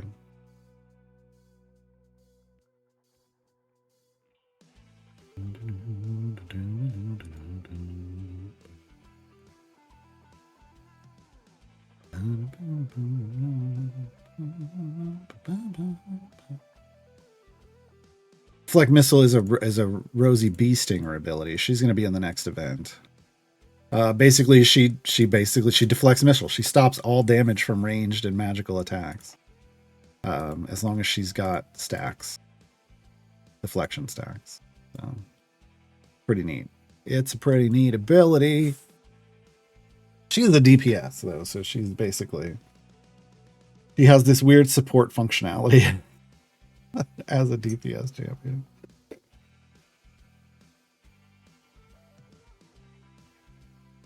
But in Dungeons and Dragons, monks have an ability called Deflect Missile, where basically someone tries to shoot an arrow at them. They can basically go and catch it and be like, nah, bro, what are you talking about? Or they can get really fancy and catch it and spin and throw it back and damage the person that shot them. They have to spend an extra resource for that second part, though. That's just dope monk shit. Basically, dope monk shit. Oh, speaking of, let's get a gold chest. Speaking of dope monk shit, let's monk right over here and buy a gold chest. So pity timers are 1 and 8. So yeah, we're just chasing purples. Oh. Just chasing purples now.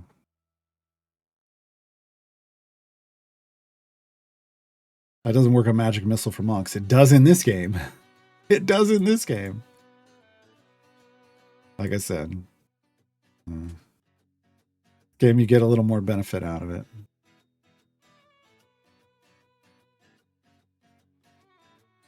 None of the event tokens only drop after a certain amount of time goes by. Right, 1 every 25 seconds. If you're running 4 parties, no. Will your account receive 4 times the amount of event? No. Versus only running 1 party. No, it's 1 every 25 seconds. It doesn't matter how many parties you have going. It doesn't matter how fast people are going. None of that matters. If you want more event tokens, you open bounty contracts. You open bounty contracts. So here's the thing. I know for a fact that I do not want to put more gear on Solok other than whatever we're going to get out of what we're doing right now.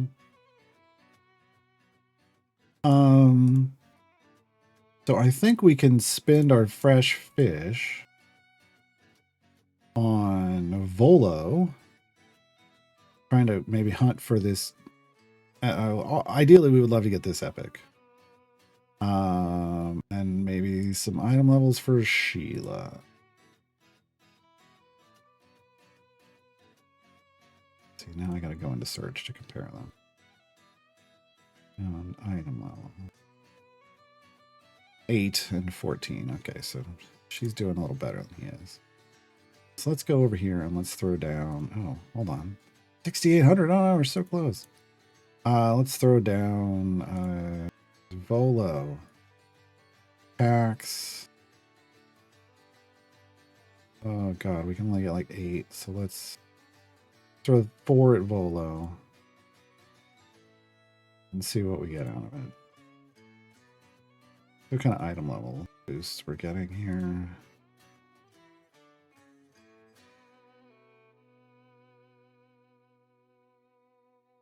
Well, we didn't get an epic. That's fine. Okay. How we doing? Volo went to 18. Okay. Volo went to 18. Solak was just for split the party, yes. That's the only reason. He's useless otherwise, but we needed a C2 for split the party.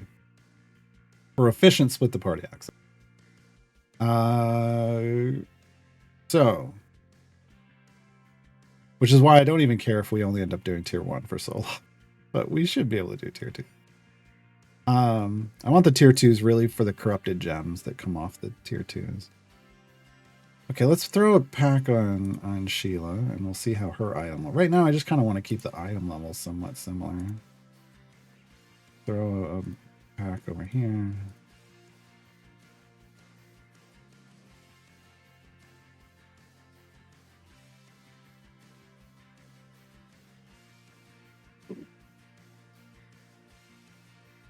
She's 16, so we can get her another one. We can probably do.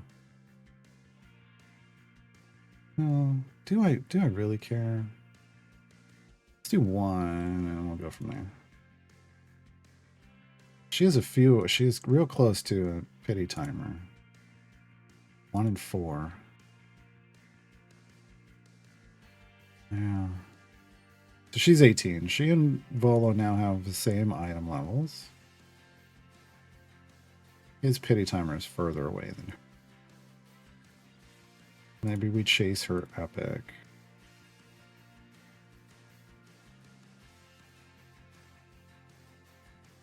Yeah. I think that's what I'm gonna do.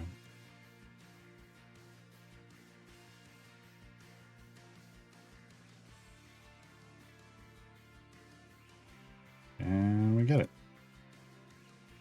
Alright, so go buy an own. I want to do it one at a time just in case.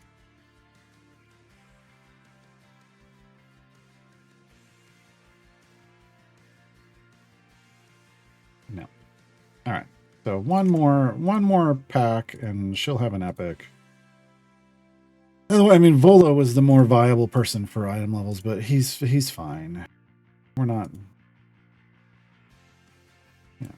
chasing super powered stuff right now. I do have bounty contracts that I can pop. And we could try to gear Volo. Which isn't a horrible idea, I'm being honest.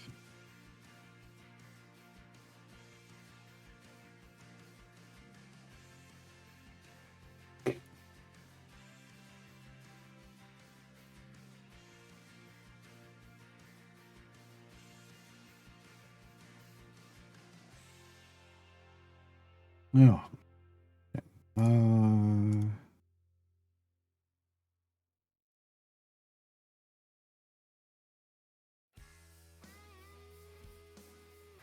Oh, God, there's so many good champions in the next event. That's the problem.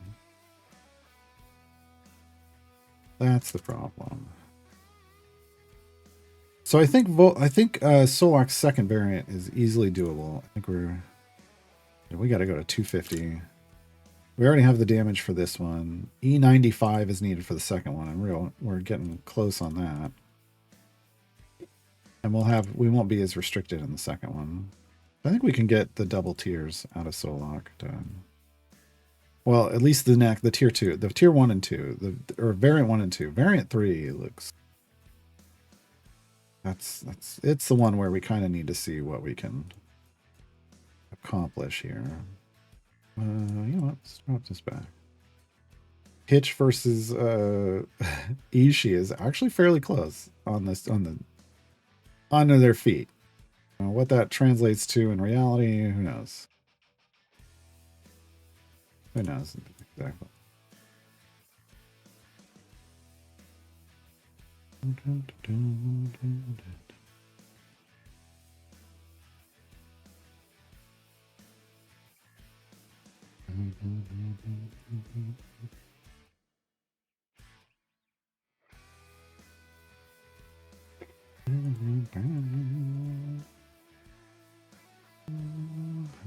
Glad we got Mert unlocked. Now we're just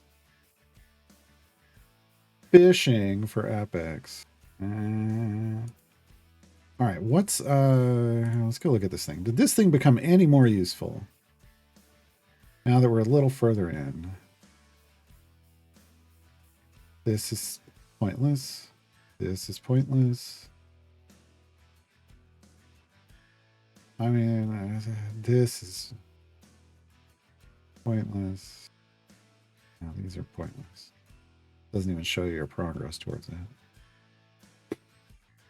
I mean, I'm not going back to Grand Tour. This will get itself done on its own. This is like, hey, you went 600, time to go 700. It's not always that easy.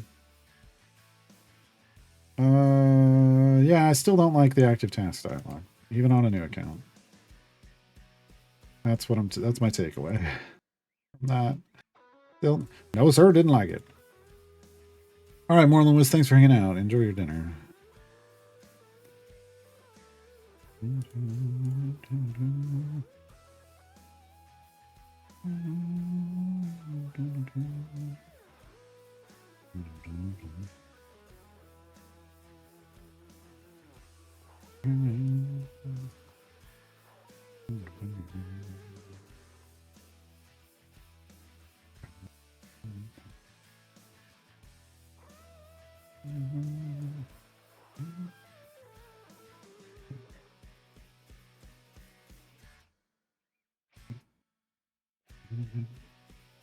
For 7 jump brew, you're using which adventure? I used Everlasting Rhyme.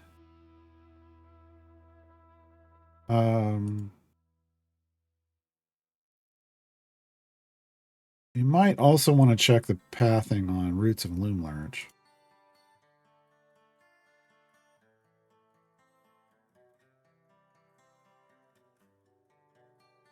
I know at least one person who doesn't even who does like 9 jump Roots of Loomlurch. And it seems to be better than Everlasting Rhyme. So maybe 7 and 8 might be better there. I don't know. Maybe 7, 8, 9 might be better. But I don't know what the best place for 7 and 8 are, in all honesty. Again, people don't tend to be there long enough. They tend to just use something that's good enough. They don't tend to go out and explore and try to figure out, you know, there isn't a lot of like, it feels like there isn't a lot of in-depth research that goes on for 7 and 8. Like there is for 4 and 9.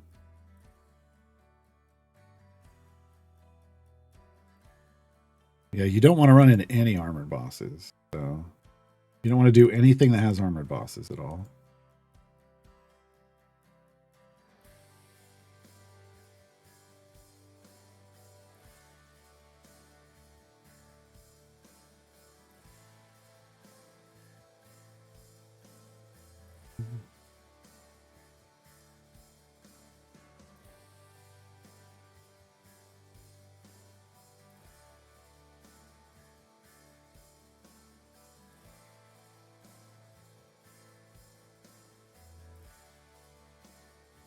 So I think based off the difference here, we're about a 5 order of magnitude difference on damage between Ishii and Hitch.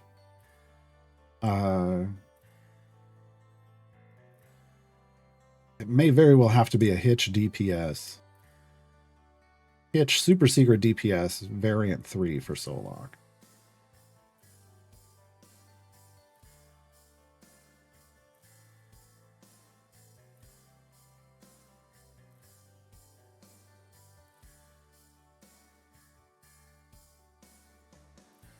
Not getting my winner takes all stacks. I'm frustrated. I want my winner takes all stacks.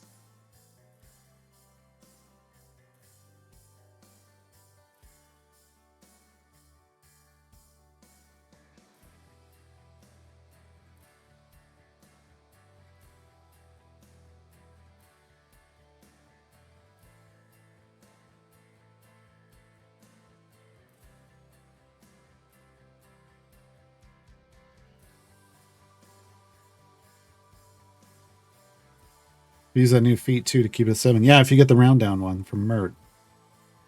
That's the idea. That's what it's for. Really is for like 7 and 8.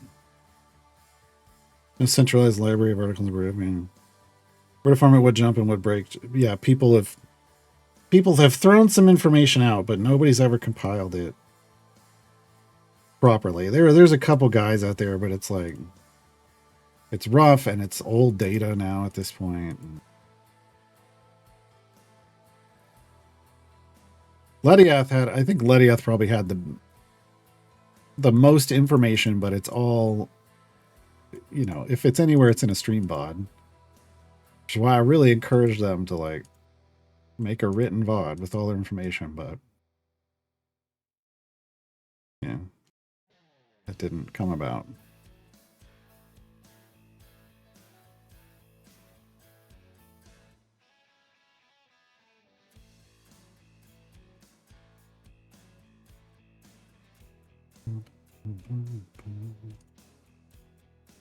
Yeah, but just because you went through 7 and 8 without a break doesn't mean that was the most efficient way to do it, right? Worked out better for you. It doesn't mean that that's optimal at all, right? I know I went up, right? Like when I went from 4 jump to 7, I know I gained 50% more gems.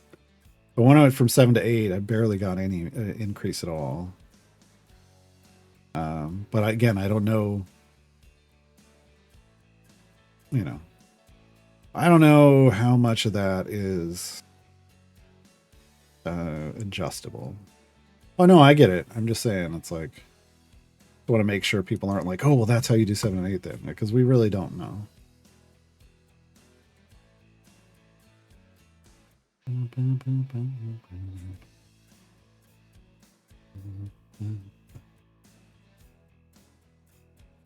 Just start a guy with a bunch of wrong information and let the Dunning-Kruger effect fill in the rest. I don't have the I can't do that. That's a very Volo thing to do. Volo would do that, but I wouldn't.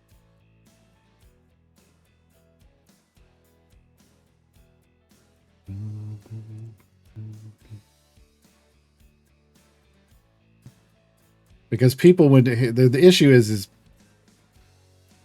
even when I put in things that are real, but people don't like to admit or want to admit or realize are true, I get enough hate, and then they hold it against me like forever because I don't know, because they got nothing better to do with their lives. I don't know. Then criticize somebody who just tries to help the community. I don't need more of that. I don't need more of that. I actively avoid the Discord to get that out of my life. So I wouldn't make a guide that's basically bait for that.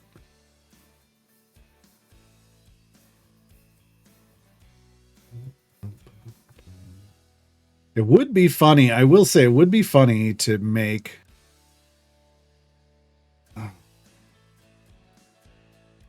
I've only got a week.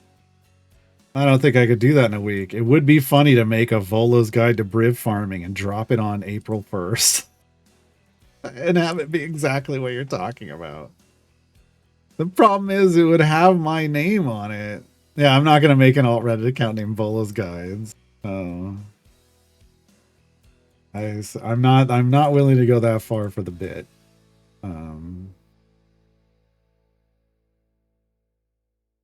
Yeah. That would be funny though.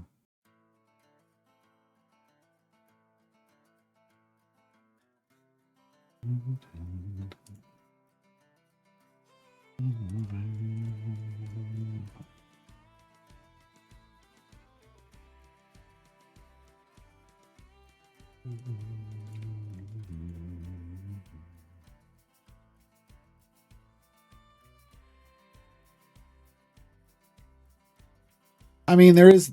It's not about you. You can't give somebody just a copy paste to anything in this game. So yeah, you can't just create a copy paste guide to Brick Gem farming. I do think there are ways to present and explain information that are better than what has happened before. I tried to stay away because there were, I think, 3 different people that were making it that had made guides to Briv Gem farming. I was just happy that people were making in-game guides. But then when I went to go use them, I was like, oh, ooh, oh, it's just not like there's some information there, but parsing it out, usable information in there, parsing it out is a little rough. Like you kind of have to know what's going on to read that guide and know what's going on, which is a problem, right? That kind of guide. So I think there's a better ways to explain it, but I think there's just a lot of research that could go into making that, a really good, useful guide. And I don't have a way to do that research. Like I would need an account where I could control variables, and I don't have that, right? Like, item levels and things like that easily. I don't have that kind of account.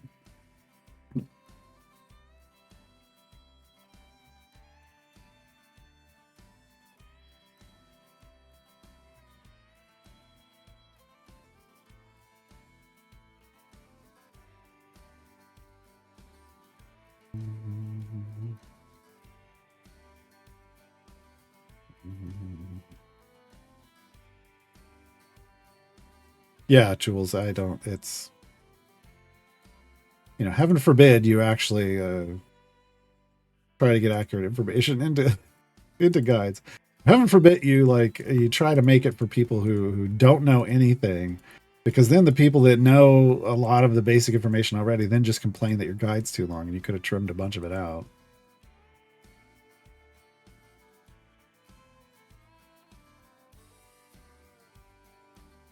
Yeah. This is why after how many years doing it? 17 years now of making guides for video games. My block finger is real quick. It's just like, oh, somebody's starting to talk shit. Block. Block.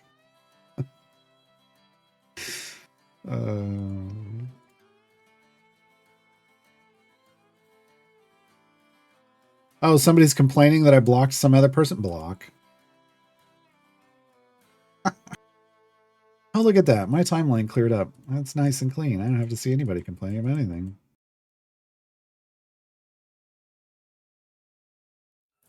Like, look at what the majority did in creating anti-builds is not appreciated in certain communities. I mean, this game has had challenge runs since early on because of Mars. Mars introduced the what now is just referred to as the Gearless Challenge, but that it wasn't what it was originally called. Oh god, now I can't remember what it was originally called.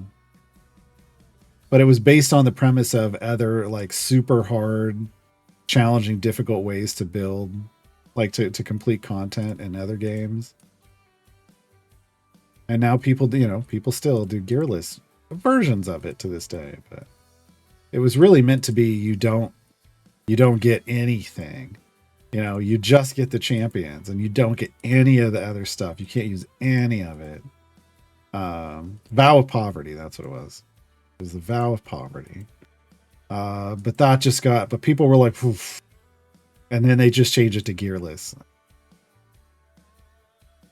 Yeah.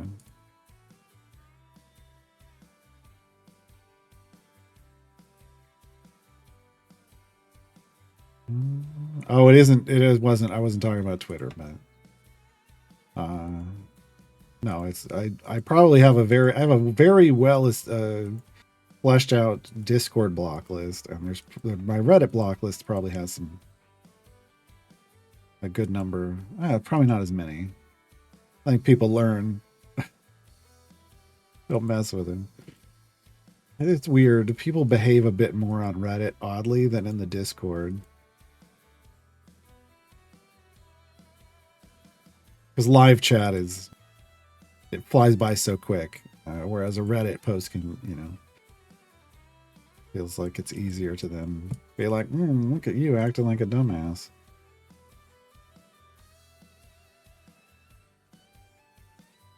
Here go. I like your guides, but could you just? I might continue that sentence, but the answer is just going to be no.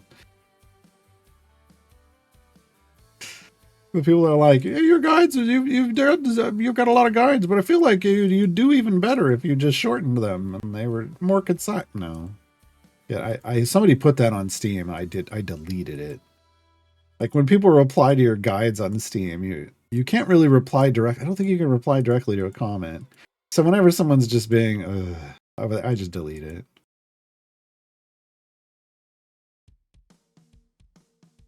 Like, well, if you think that's here, because here's my honest opinion on that. If you feel it would be far more successful to make a streamlined guide for champions, then why aren't you doing it? Then why aren't you doing it? Why does it have to be somebody that's already made? 100. I've got over 180 guides. Why are you telling it to somebody who obviously has a guide style that they follow? And it has obviously done well for them, historically speaking. Well, do it yourself.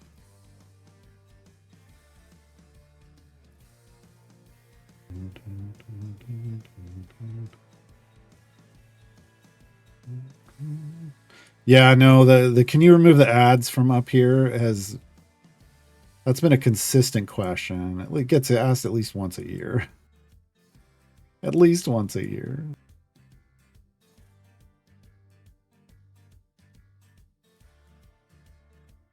Every time I'm just like, what are you thinking? Every time I just want to go, yeah, I'm going to need you to come in on Saturday. Yeah. Work on those TPS reports.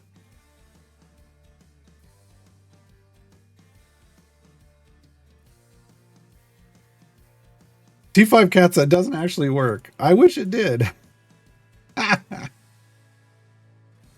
You will get an ad for something you already own. It'll be like, hey, new to the shop. Go check it out. It's like, I already bought that.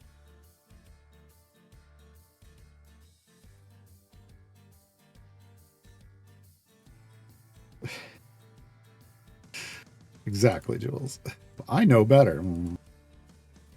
Clearly you don't, or you'd be making guides to this game. All right, there we go. Release the Kraken. It's time for smacking. All right. Solok. Variant 1, Tier 2. Done. So this is the one that's... We're going to start this one. So I want to do this one on stream tomorrow. I think we're going to start this one now. We won't be able to finish it. We shouldn't have an issue because it's 350, but we have no restrictions on who we can use. So they will go in the back. For now.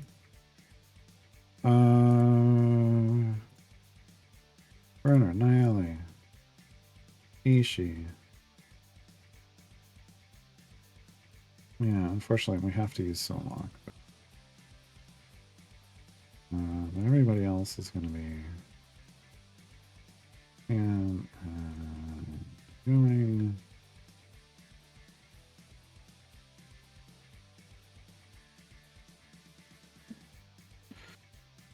Alright, Death Java, thanks for hanging out. We're on our way out of here in like 25 minutes anyway. Almost dinner time.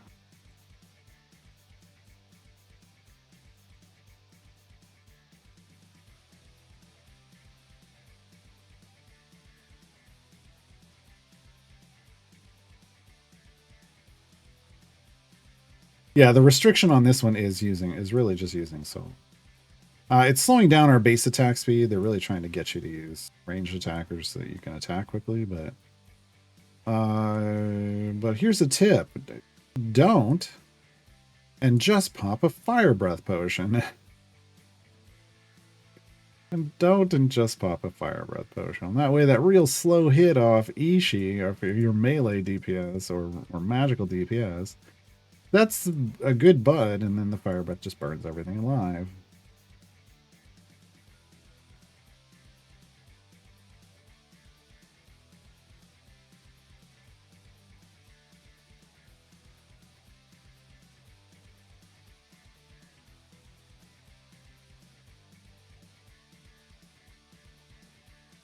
Why I did not put a familiar on click damage, because we're just going to do this. We're going to go, yeah, this and this.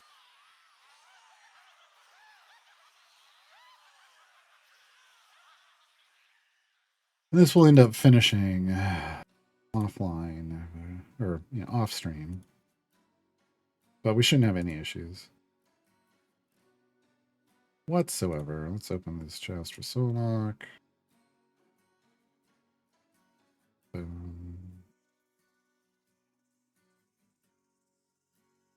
These, I don't know why I didn't just do that in bulk.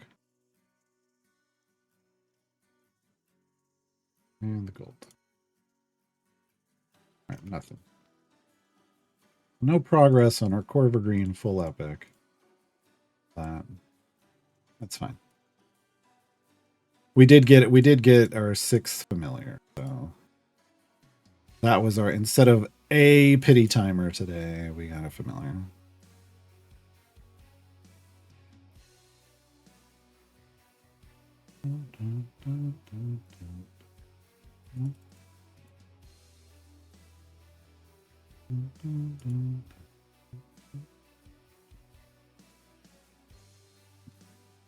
So basically the bud target we'd be aiming for here is E95. We're already in the E60s, so we know we can do this. We know this isn't an issue at all. Even with kind of a bad layout. Once again, Eliwick not really doing anything useful other than boosting gold find and gems.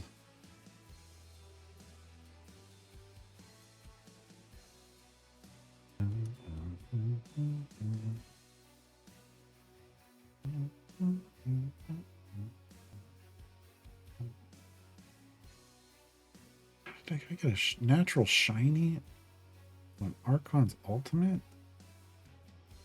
That's just rude. That's just rude. Yeah, none of these. We're not doing any of these. We're not working on any of these. So our progress on guide quests is done for now. Currently. Well, I guess we're variants. It's going to count. Well, I don't know. Is it going to count the event of variance? We need to get, we'll get back to this after we finish our event stuff. Tomb of Annihilation. With the goal of unlocking Azaka. We're one champion away from this.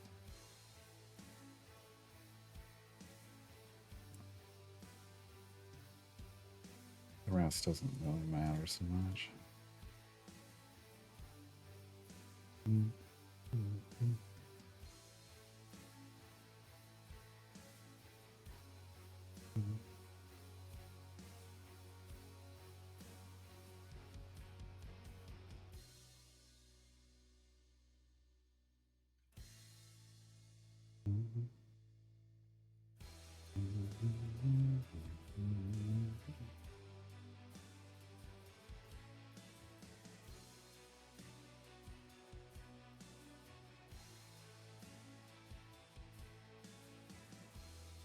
Is there anything else we're going to need to do? I don't think so. We got a couple buffs for Volo, a couple buffs for Sheila. Reason of going forward. None of the super OP ones. Those are the higher tier ones.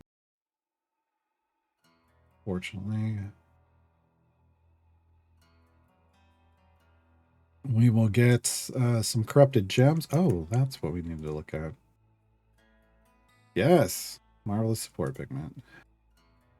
Froggy time. Feeling a little froggy. Where did we put the first one? We put it on Eliwick. Okay.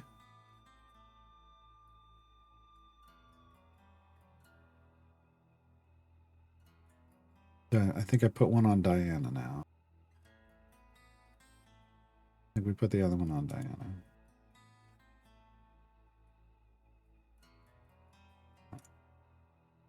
That way, if we restrict Eliwick out and we still have Diana, we've still got a bonus.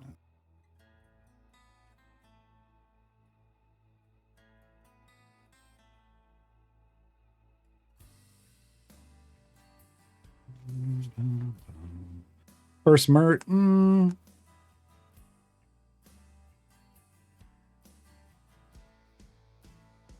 not sure. Here's the thing. We have made progress in Tomb of Annihilation.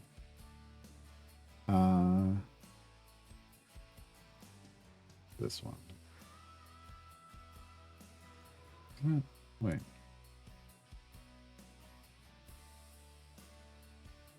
Oh, it's this one.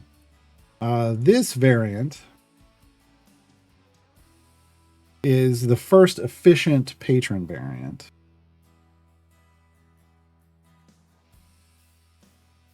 So ideally, I don't know, that's a lot. 14 more Adventures of Variants. Yeah, we might have to hit something up in...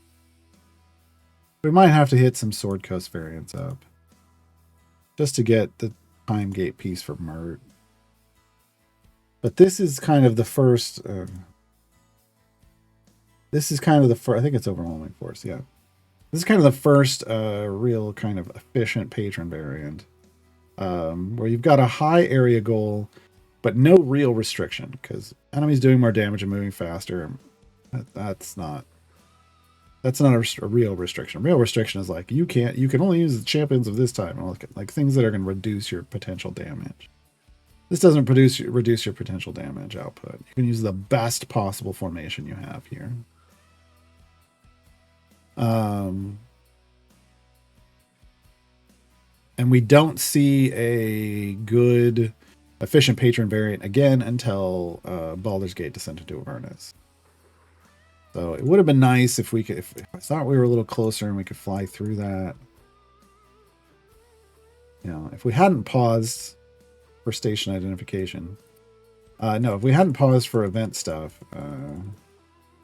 we'd probably be well on our way to that. So we might have to just do a couple less efficient Sword Coast adventures. 1 or 2. If we could do it in 1, that'd be great, but it might require us to do 2. How do you choose to assign pigments? You click on the pigment in your inventory, and it will bring up a list of champions you can put it on. It has to go on an epic piece of equipment. Can't go on anything else. So everything will be grayed out if it's that you can't put it on. Like I couldn't have put it on any of these. It could only have gone on this or this. And then you just click on the item you want to put it on. I highly recommended doing it on, you know, solid pushing champions you're going to be using for a long time, which usually means event champions. That's why I put my first one on Eliwick, second on Diana.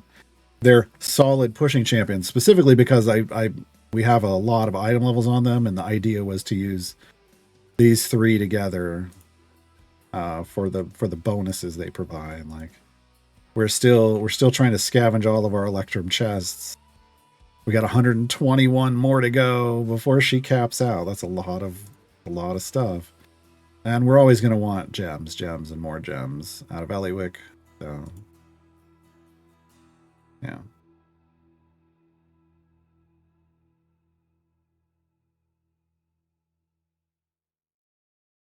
Good luck, Jules.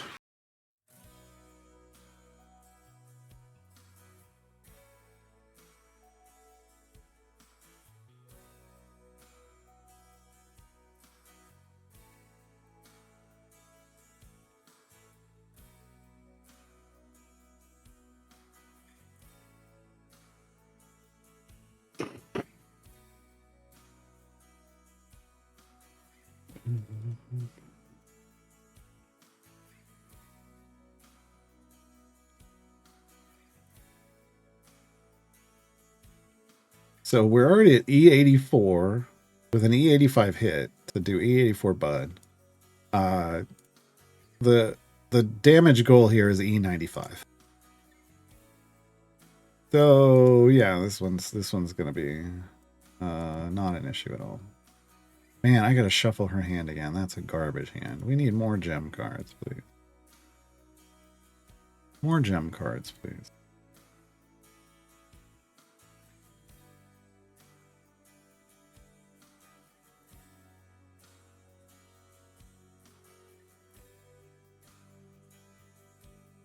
Mm-hmm.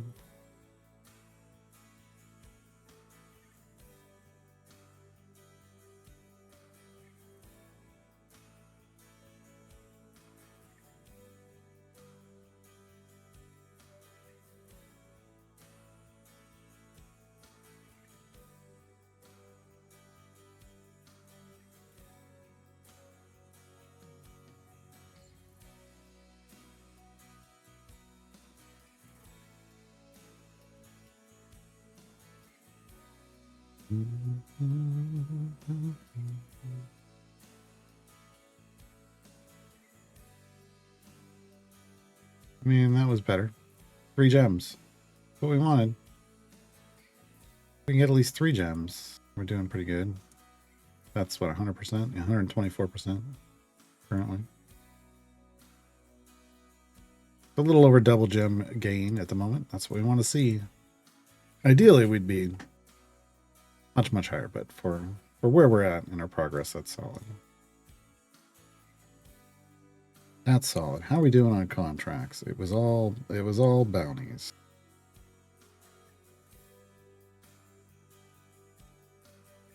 The question is, maybe we work on this tomorrow, but do I want to spend bounty contracts to try to chase the good epics on Volo for this account? He is he is in our pushing group because he's got a lot of power. And that slot 4 and 5 are what we wanted. And instead what we got was 3 and 6. We needed these two. Or we wanted those two. The other epics aren't as impactful.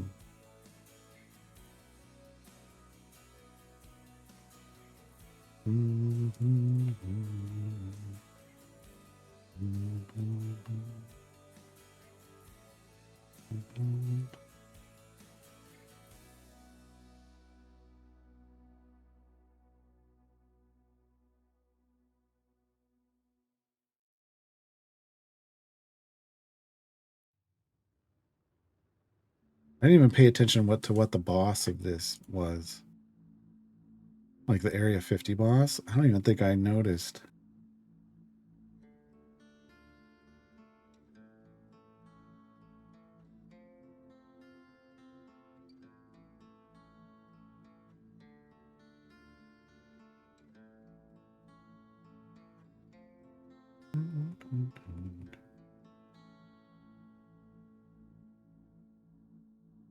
The Wednesday the event will end, there will be a content drop, which won't affect this account at all.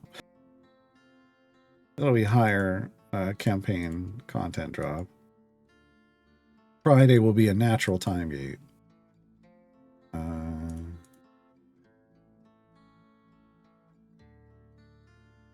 know, I'm really kind of hoping that we get a speed champion, like a nice speed champion. That'd be nice. Give me a Shandy. Shandy'd be nice. Or a Human. Shandy or a Human. Yeah.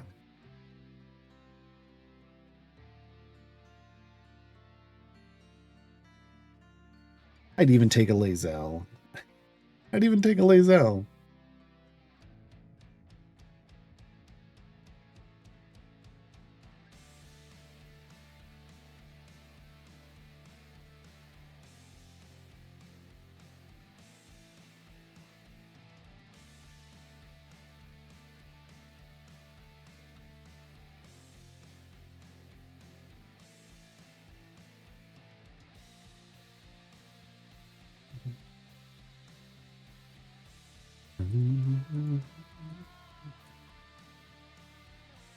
His vaults won't affect this account at all either.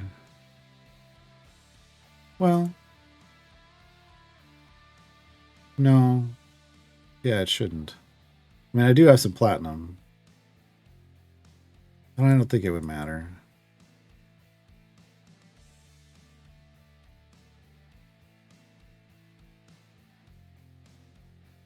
I guess we'll find out.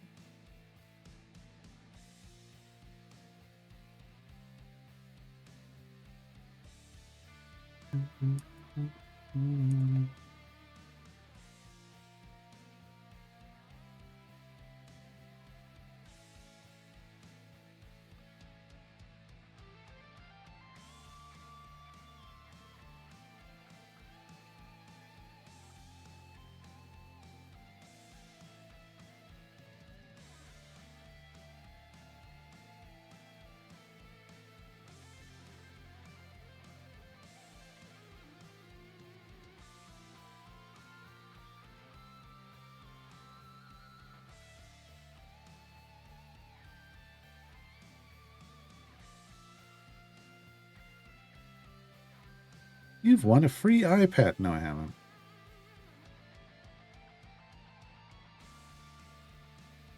No, I haven't. Liar.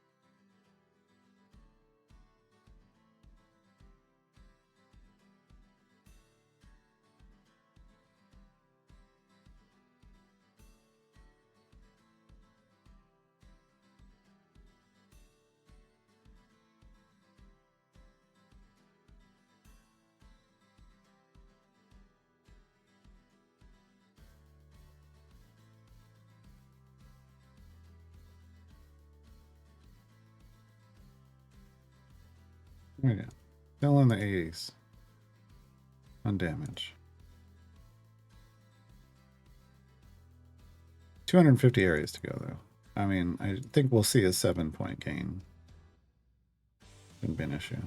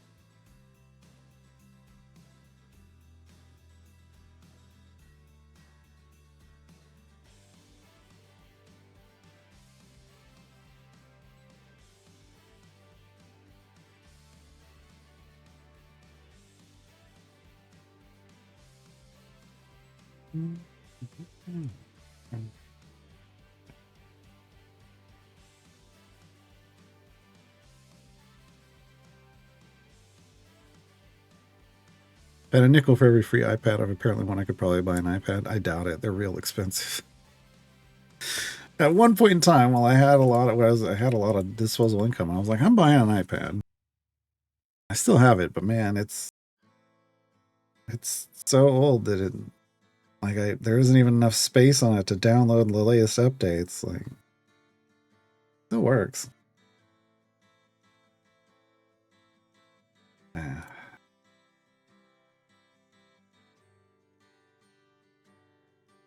Like those nice people on the phone. I'm calling from Technical Support. We detect some malware in your PC. One of those people got my mom one day, and I'm real glad I was home. Like, she was using her computer, clicked on something wrong, and it said, "Oh, you've got to call into this number." And she was on the phone with them when she had the realization, maybe I should ask Jed. I just met as my son. What's going on? And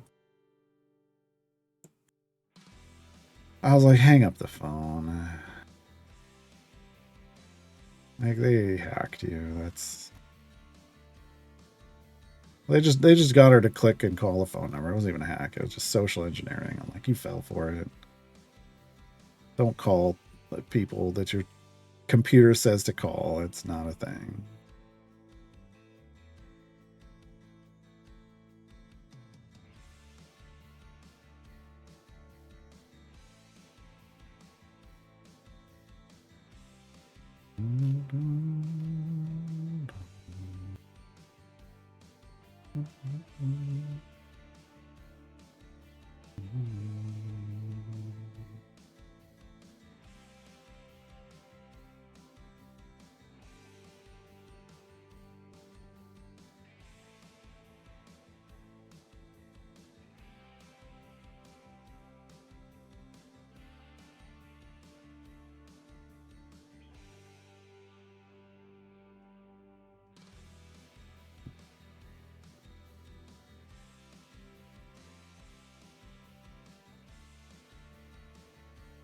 All right, well, we completed tier 1.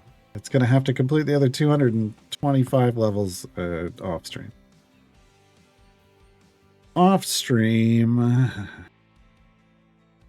You notice unusual activity in a Visa card. Doesn't have a Visa card. I've been getting texts lately about you've got an Easy Pass payment due, and it's like, no, I don't even. I rarely leave my house, let alone get on a freeway. I go to the grocery store. I go to Del Taco. That's city streets. I don't need an Easy Pass. I like to tell them I'm going to get an adult and put the handset on the coffee table and wait for them to realize no adult is coming. That's too much. That's too much energy. That wastes too much of my battery.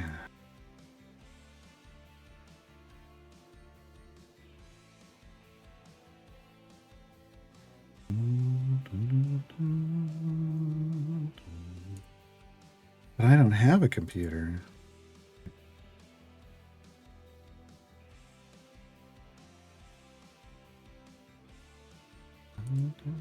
All right, folks, we're gonna get out of here. I gotta go to dinner. like just staring at the green buttons. I want to click green buttons and level things up. Thanks for hanging out. Again, we'll be back tomorrow with more of this. This slings and arrows I will finish off stream. Again, we're only like EO6 damage away, so it's not even gonna be a problem. Tomorrow we will do the third variant, or we'll attempt the third variant. After that, maybe we do a couple Mert variants real quick to get my time gate piece, and then we dive back into Tomb of Annihilation for overall progress. Thanks for hanging out, folks. I will see you all tomorrow. Bye.